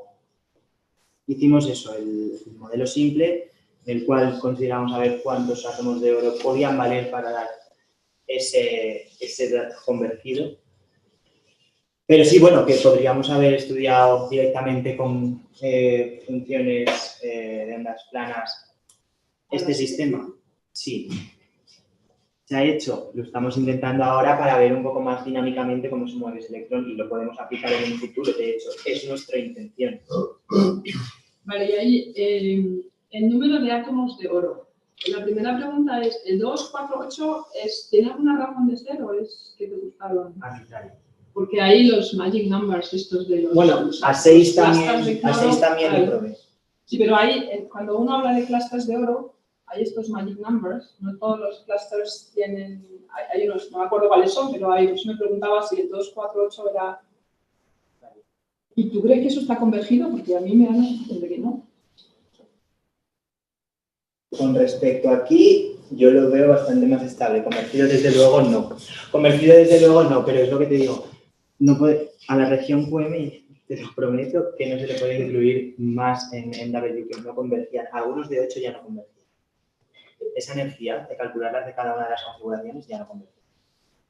Cambio de programa. Yo estaba deseando quitármelo ya. Ya, porque nosotros en algún momento hicimos algo y me parece que cuando tienes 20 átomos de oro tienes esta number y ahí es donde parece que tienes por primera vez una cosa que se parece a un nanocluster de oro, no sé, de oro, con lo cual... Sí, o sea, a ver, a mí me hubiera gustado incluir más también, pero era un problema. Vale, no sé cuánto tiempo tengo, pero una cosa que sí que me da mucha curiosidad. En la parte del Outlook, la última transparencia que tenías, la 42, me parece, tenías lo del Electron Dynamics. Sí. Sí. Ahí me quedé con ganas de saber más, por motivos obvios probablemente. Entonces, imagino que lo que propagas es solamente la función electrónica, pero los núcleos están fijos, ¿no? Sí. Sí. Y luego dices que calculas lifetimes, pero no hablas de ningún tipo de lifetimes. ¿Cuáles son las lifetimes que estás obteniendo? Porque de momento no... Volvemos a lo mismo. Cuando empecé a escribir la tesis, todo esto se quedó paralizado. De hecho, tengo la recta para poder calcular la lifetime, pero que no lo he cuantificado aún. Eso sería subirme al despacho, hacerme en plan pero no lo he hecho. Tengo mucha curiosidad por saber eso que sale. Vale, la última pregunta es lo del hopping mechanism, lo del transport, ¿vale? O sea, tú obtienes que básicamente la delocalización es pequeña, hasta 2 nucleobases, y por tanto concluyes que el mecanismo tiene que ser de hopping.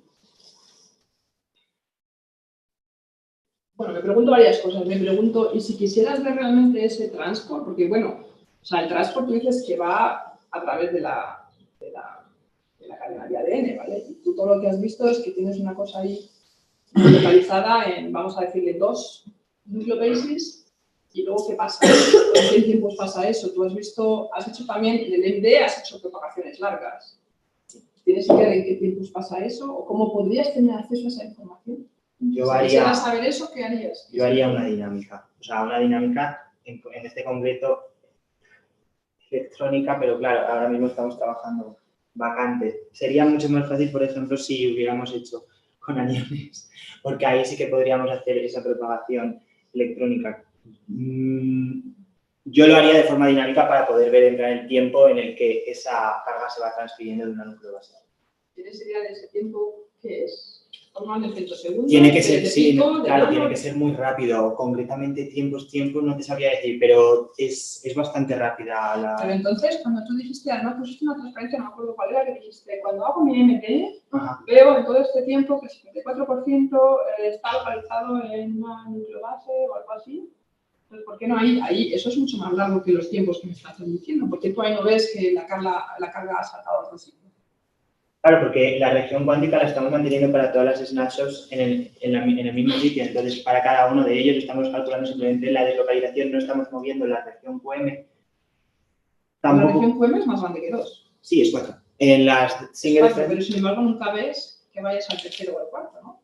Sí, es que los he ordenado. Es que cuando tú utilizas la fórmula, ordenas en el orden en el que hay mayor carga, luego la segunda, la tercera y la cuarta, porque la fórmula funciona bien así. Entonces, tú pones la nucleobase que mayor carga tiene, que mayor porcentaje de carga tiene, luego la segunda, la tercera y la cuarta, y vas incluyendo los términos dentro de la fórmula empírica. No siempre es la primera la que más carga tiene. O sea, cuando tú dices que es 1,6, por inventar un número, no siempre es la misma nucleobase, sino que son... Cambia. Pero claro, cambia... Pero entonces a lo mejor 4 no está convertido. Claro. Ya sé que me vas a decir que es muy caro y todo eso, pero... Entonces yo pensaba que siempre era como la misma y el 0,6 de otra. Pero me dices que no, que eso cambia. Entonces a lo mejor el 4 no está convertido. Para el tema de la deslocalización, sí. Para el tema de mirar en plan ese transporte, igual. Pero para el tema de la deslocalización, yo no creo que tengamos que ampliar demasiado al final, en cada frame, yo espero que conforme vaya bajando las nucleobases, la deslocalización sea la misma, lo único que se vaya transportando. Se vaya moviendo de nucleobase en nucleobase y que esa deslocalización se produzca alrededor de las nucleobases que estén adyacentes a ella. Entonces, en un principio, que esa deslocalización sea similar. Otra cosa ya luego es mirar ese transporte, los tiempos de vida, del transporte de carga. Ahí ya, eso tampoco lo he estudiado. No has mirado, porque en tu QMM, esa dinámica dices que es muy corta, pero a lo mejor incluso ya veías que iba de una a otra, ¿no? Ese hopping que estás... Podría haber mirado en diferentes steps de la dinámica QMM. Ahí tienes toda la razón. No lo he mirado. Bien, gracias. Gracias, señor presidente. ¿Qué tal, Jesús? ¿Cómo va? Bueno, empecé en castellano, diciéndote, pues, enhorabuena. Has hecho un trabajo que es muy bueno, ¿vale? La memoria que has presentado, ¿vale? Es muy buena y la presentación que has hecho ahora, pues, incluso mejor. Y a la vez pues hay un gradiente porque lo que nos enviaste por PDF pues lo has ido corrigiendo, o sea que es la tendencia. Lo cual, si hacemos análisis gráfico, pues podemos imaginar que no está completamente convergido y aquí es donde surgen nuestras preguntas, ¿no? Pero, ¿vale? Es un grandísimo trabajo que tengo que hacer ahora a ti y a tus supervisores. Es un trabajo que es muy ambicioso porque estás mezclando ahí, bueno, desde moléculas en disolución acuosa a biomoléculas como DNA y a superficies metálicas. Y has ido comentando aquí las dificultades y muchas más que no has comentado y que no has presentado en la memoria, pero que seguro que las has tenido porque es una especie muy, muy compleja. Lo dicho, está muy bien cuidada la presentación. Evidentemente hay errores y cuando uno se lo lee, además como revisor, pues tiene que ir marcando ahí. Pero no voy a intentar no repetirme. Algunos de los comentarios ya lo han dicho compañeras y compañeros del panel. Voy a intentar no repetirme porque tengo 15 minutos para hacerlo más largo. Además, bueno, pues es un trabajo que ya ha dado lugar a... Yo había contado 3 artículos, pero he visto que has publicado, aquí estaba el repositorio, es un Biochemistry ahora, ¿no? Has publicado, pues, enhorabuena, son 3 artículos en 3 revistas, en 4 revistas muy buenas, ¿vale? Ya sabemos que los índices de impacto dependen de muchas cosas y además hoy en día con el Dora y todo esto, pues lo que importa es la contribución y tu contribución es fantástica. Por tanto, la puesta de escena también formidable y además con la retransmisión online, ahí se ve el detalle de la casa. Vale. Bueno, pues tengo que hacer algunos comentarios más. ¿Vale? Y bueno, pues me pasaré si quieres al inglés, no porque lo hable mejor, evidentemente no es el caso, pero bueno, como hablando de ciencia, pues probablemente... Well, my first question, because I have some, well, you know that cada maestrillo tiene su librillo, ¿no? You little teacher has your little book, ¿no? So, for instance, why the introduction is not, well, just let's try to do fast questions and answers, but if you are to 50 minutes, Mr. President, respect. Why did you not, why the introduction is not a chapter? Because I didn't want to. I mean, I just wanted to start with the methodology and then move into the results and just like give some context to what I am going to show later. But yeah, I mean, I could do that. Another question. What about the list of figures and table captions? I know that this perhaps is very common in organic chemistry, in physics, but I have never used the captions. No, the list. There is a section of list of captions of figures and table. I have never used.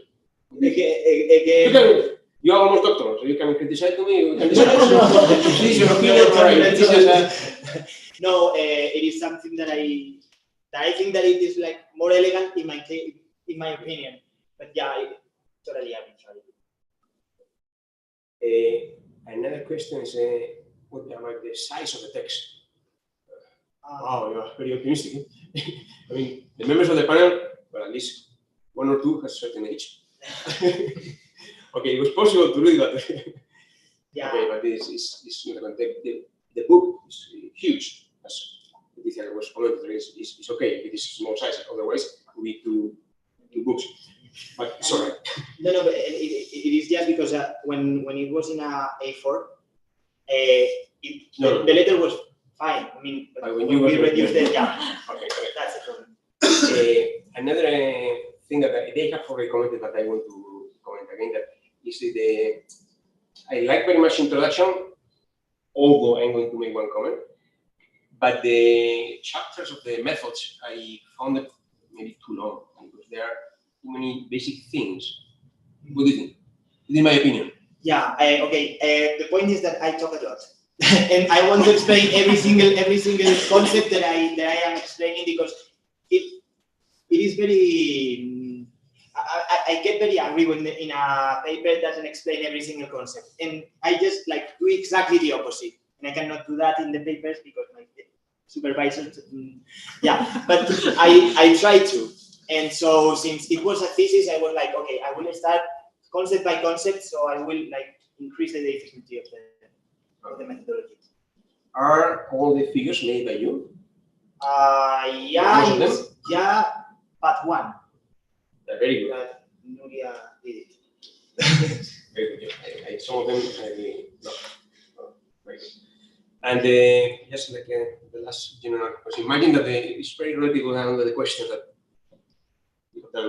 imagine that now a journalist called to you because he has seen that you have defended a PhD thesis, and he wanted or she wanted to publish an article in a newspaper. Can you improvise a title? A title. You cannot give this title because nobody will read this article. It's not catchy at all. Yeah. A title improvised. It's not easy. It's not easy. The definitive biosensor. I don't know. It's not easy. Okay. Well, so let's go to a specific question. When I told you that I was going to make a comment about introduction. In the presentation, it was fantastic. But in the book, you talk about the creationism, about the panspermia. But not only this, that you can comment, but you make some comment like the creationism has not been proven, or panspermia may not be entirely incorrect. Okay. Well, this is a philosophical comment, but well, in a scientific book, you say that creationism is not proven. Well, it hasn't. And later you did very well in the introduction because you explain the theory of the biogenesis and so on. This is okay, so. I mean, I also believe in biogenesis, not in creationism. But it is something that it hasn't been proven yet. A couple of questions about methods. Can you tell me, because I find in many papers a mistake, I'm not sure here, I don't think so, but can you tell me the difference for you between QM molecular dynamics, QMMM molecular dynamics, and MM molecular dynamics? Yeah, I mean, molecular dynamics is just a concept in which we are classically evolving the nuclei in time. Then the description of the electrons is this addition of the terms. So QM is quantum mechanics, QMMM is like splitting the system in both terms, and MM is just classically described somehow implicitly the movement of electrons. So QM molecular dynamics, it is not quantum molecular dynamics, correct? No. It is a classical movement of the nuclei, and yeah. You describe in the text, okay, when you are commenting that at the beginning that, yeah, because this is a time-dependent Schrödinger equation, this is the solving this would be quantum molecular dynamics, which is not what you have done, but in some parts it is a bit confusing, and I told you many papers are saying like this. I mean, QM molecular dynamics, QM molecular dynamics, MM molecular dynamics, this first acronym refers only to the potential that you're using. But it's not the kind of dynamics that in your case are always classical molecular dynamics, but with QM or higher potential. Very, very good. You are using also different ensembles. Well, there is a very difficult point in your work, a very difficult step point, which is the setup of the models. And in order to do the molecular dynamics, to prepare your system, you are running, you prepare your system using different ensembles. Yeah. MPT, NBT, right? For heating it, you use NBT, right? And later to derivation NBT. Why not inverse? Okay, I want first to thermalize to get to the temperature to have already the thermal motion of the molecule, so then I can move the volume with that thermal motion already established. Otherwise, if we have 0 Kelvin, for instance, and we start moving the volume, I mean, it won't change much. But have you checked your NVT heating if you have any kind of bubble or whatever in your system? No, it has not. Not in my case. I mean, everything is like covered by some molecules. No, because we usually do it inverse.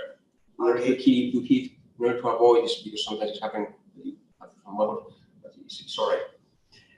Then, well, they have already commented about the QMM schemes that you described very well, but I'm not sure. It's not very clear about the interaction between the QMMM in the additive and the subtractive scheme, because in the additive scheme it is clear, but I'm not sure if it is clear in the subtractive scheme. In my opinion, you do not have this interaction. Have you? The one. The interaction with the QM and the MM. Electrostatically, you should when you compute your subset of atoms at QM, Yeah. and later you're going to remove from the total.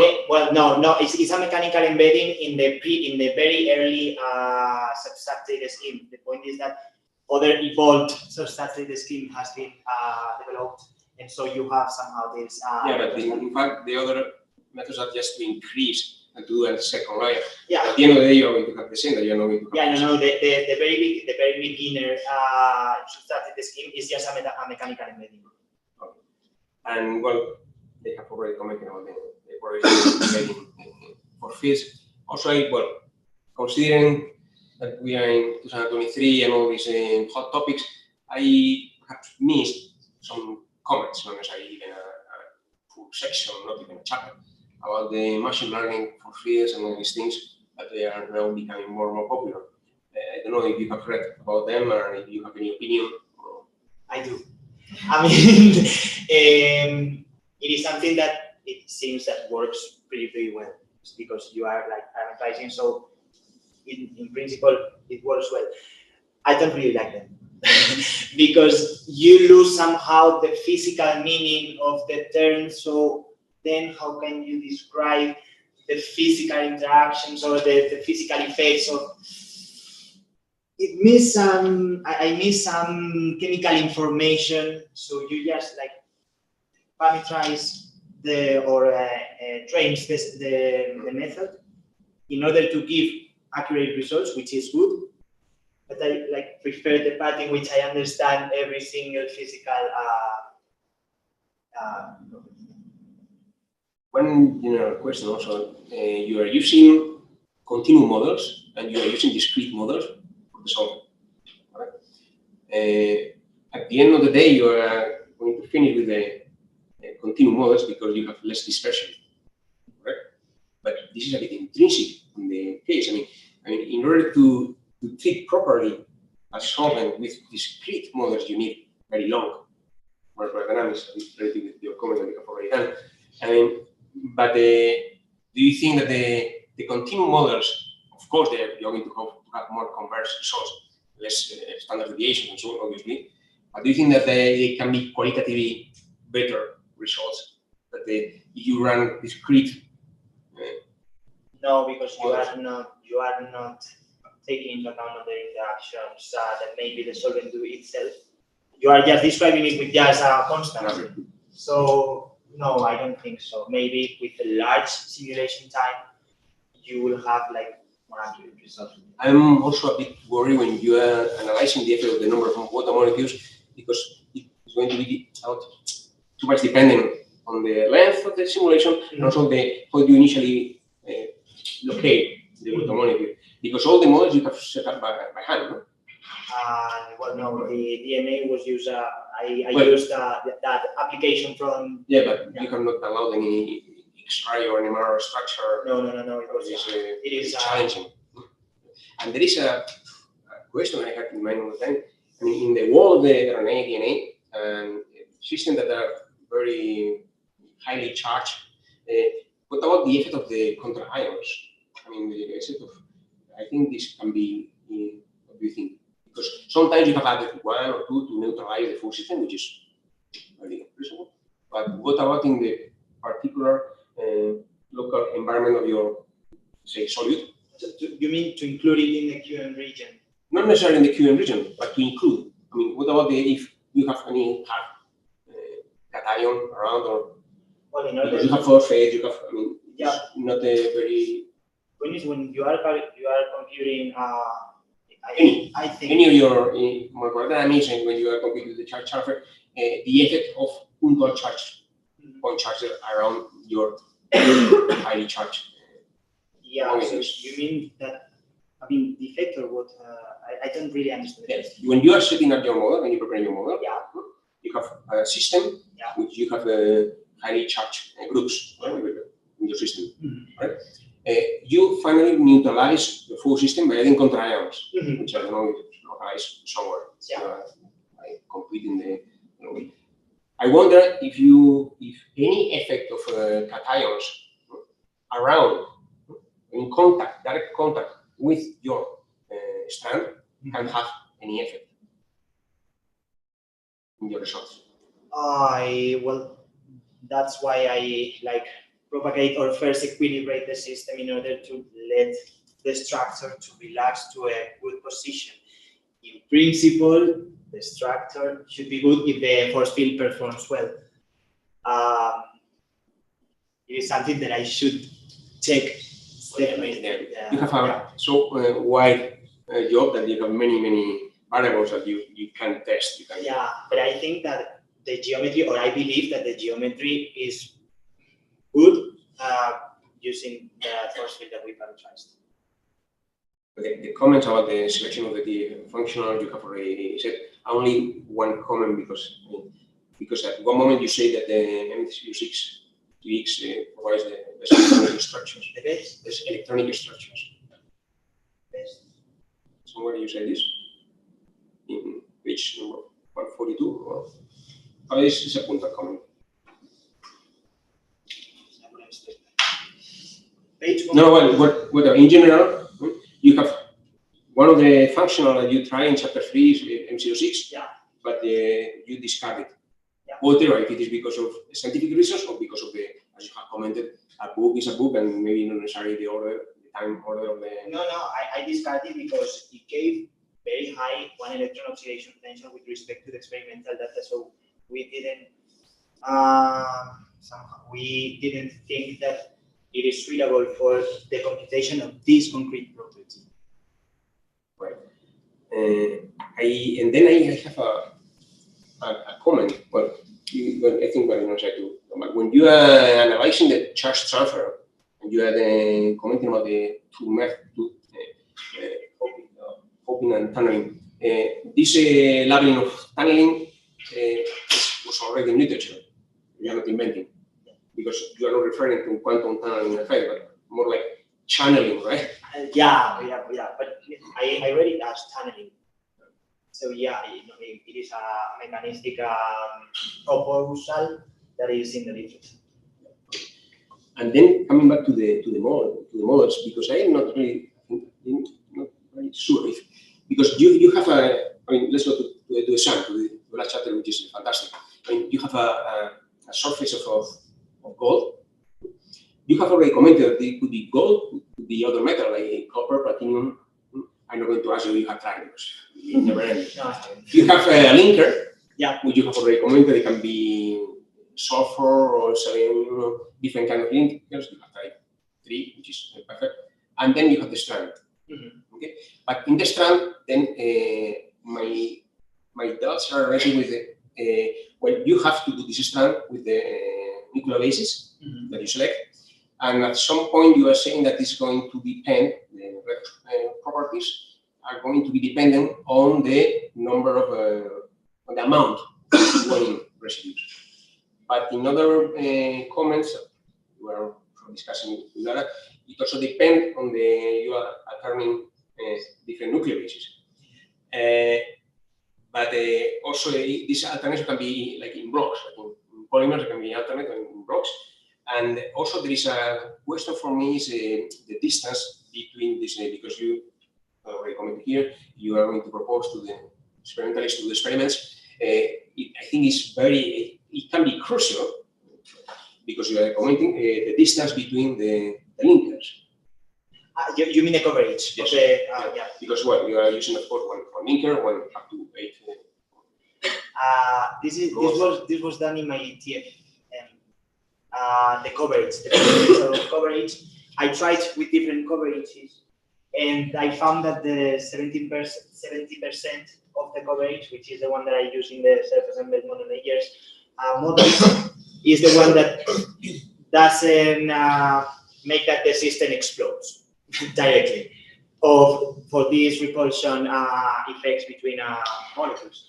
So this is the one that I used, like extreme case before exclusion of the full system. And your strands are going to be flexible. If they should, so they but should. The flexibility or the rigidity you are commenting that is going to depend. So it can be not only the surface itself, but also the effect that it has in the distance between the strands and the flexibility. So what is your last formula for designing the best? Well, obviously the layer is gold, the linker you have already, but what about the other stand? What stand you will design to be the best device, or the best Redox potential? Yeah, we should, I mean, if we want to compare with an experimental case or whatever, they should first perform this designing process, this synthesis of the device, to see the real coverage that it is naturally formed, and then try to reproduce it by ourselves. So we are using a model coverage. We are not really sure if this is the real coverage of the sample. We should check with experiments in order to see if the coverage is, because you mean the flexibility of the strands, I'm pretty sure that they will lead to a less coverage, because the molecule is bigger, larger, and more flexible. So the coverage should be less than the one that we performed. But since we simplify the system somehow. And the strand? And the length of the strand. The sequence of the strand? It will also be a factor. There are many factors to take into account in order to efficient these kind of devices. Okay. Well, I have list of questions, but they are very. I don't have time. Right, Mr. President?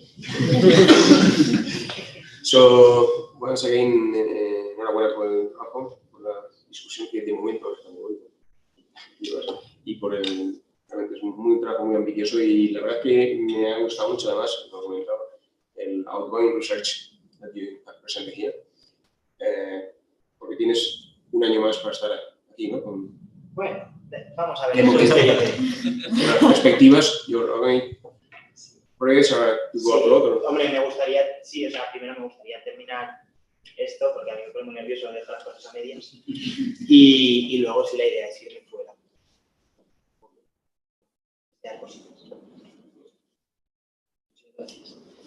Yo también quiero, y mis compañeros, felicitándote, tanto, bueno, lo que es la memoria está muy bien escrita, en general, ahora una cosita, pero pequeñas, me ha gustado mucho, la presentación excelente, pues, la defensa también está siendo excelente, muy buena. También quiero felicitar a los directores, ¿no?, por lo que le toca. Para mí es un placer estar aquí, sobre todo porque uno de los directores, Juanjo, fue estudiante de doctorado mío y de India. Entonces, claro, le tengo un aprecio especial. Y me da felicidad ver que aquí que le va bien y que está haciendo investigación con sus estudiantes de muy buena calidad. En cierto sentido, entonces tú eres como un nieto. Bueno, ya hubo muchas preguntas, yo solo voy a tres curiosidades. No voy a usar en inglés. So the first one is related to reparameterization for the charging systems, because you reparameterized or parameterized just the stretchings and bendings. Now, in general, what is most important in force fields are just the torsional terms, non-bonded terms for very large systems. So just the question is, have you tried without just using the same parameters as for the neutron species to run to do the calculations? For the cationic one, you said, yeah, I did. So there are changes. Horrible. I mean, totally a disaster calculation of one electron oxidation potential. That's why we came up with the idea of parameterize the cationic phase space. It was horrible. Also, the torsional term, because the parameters were the same as. Yeah. I mean, well, we'll have some limitation when we are using seminario method, because we need to parameterize these contributions within an harmonic situation. And when we are talking about torsions, it is periodic. So there will appear, in principle, several minima on these 360 degrees, and an harmonic model will not describe quite well this situation. So we need a Fourier series, and this is not able to be done with this seminary method. That's why we left the torsional term as it was with GAF. Just take the things that we could parameterize. Then second question or curiosity is just about the application of the Marcus theory. Okay, here, for instance, in page 199, the application of the Marcus theory is bound to some restrictions. The distribution of the BIE and BAE must show a Gaussian type, and we have two more traditional criteria. So if these circumstances are not fulfilled, the Marcus theory, how do you control or consider if the conditions are good or not? Because I suppose that you have some certain margin. This is done a little bit intuitive. So when we compute the distributions, for example, of each of the energetic terms, for instance, we can see here that it seems like a Gaussian shape. So the first requirement seems to be successfully fulfilled. Then the standard deviation, just comparing the deviation from all the snapshots that we took, and the reorganization energy, just using the formula and seeing if they are correct, if they are more or less equal the number. Otherwise, we have to use this correction that I mentioned in chapter 4, I think, no, on chapter 3. So this is how we think, or we determined if the Marcus theory can be applied or not. Well, it can be applied, or we suppose that it can be applied in every single case, with or without that correction, depending if the requirements are fulfilled or not. Just considering the different chapters, well, I realized that the two last chapters involving the surfaces, particularly the wall surface, is very challenging. I'm sure that you try your best. You can do, yeah, but it is not easy. It's not easy.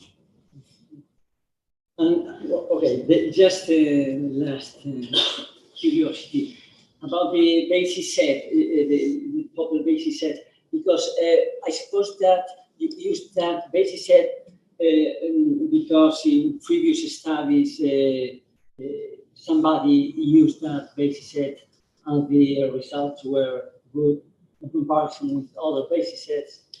Or because it is quite not strange, but it is not usual to employ a basis set with ORCA or NWChem.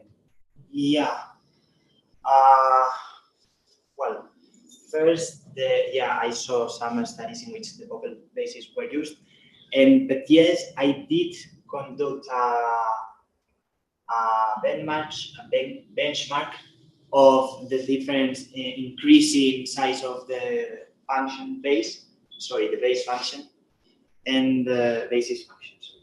And I saw that with this size of the basis function. You used for that benchmark a Popel basis set. Yeah. Only with ORCA and NWChem. With NWChem. Okay, thank you very much. Just to, bueno, para seguir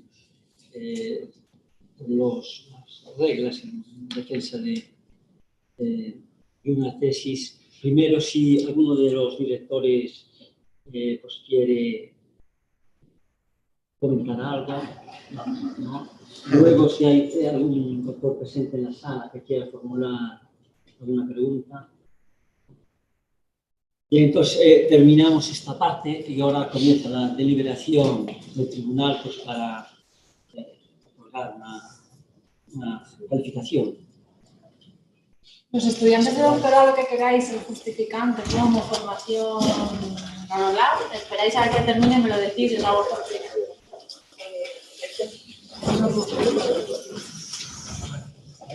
Voy a apagar esto para que no se escuchen de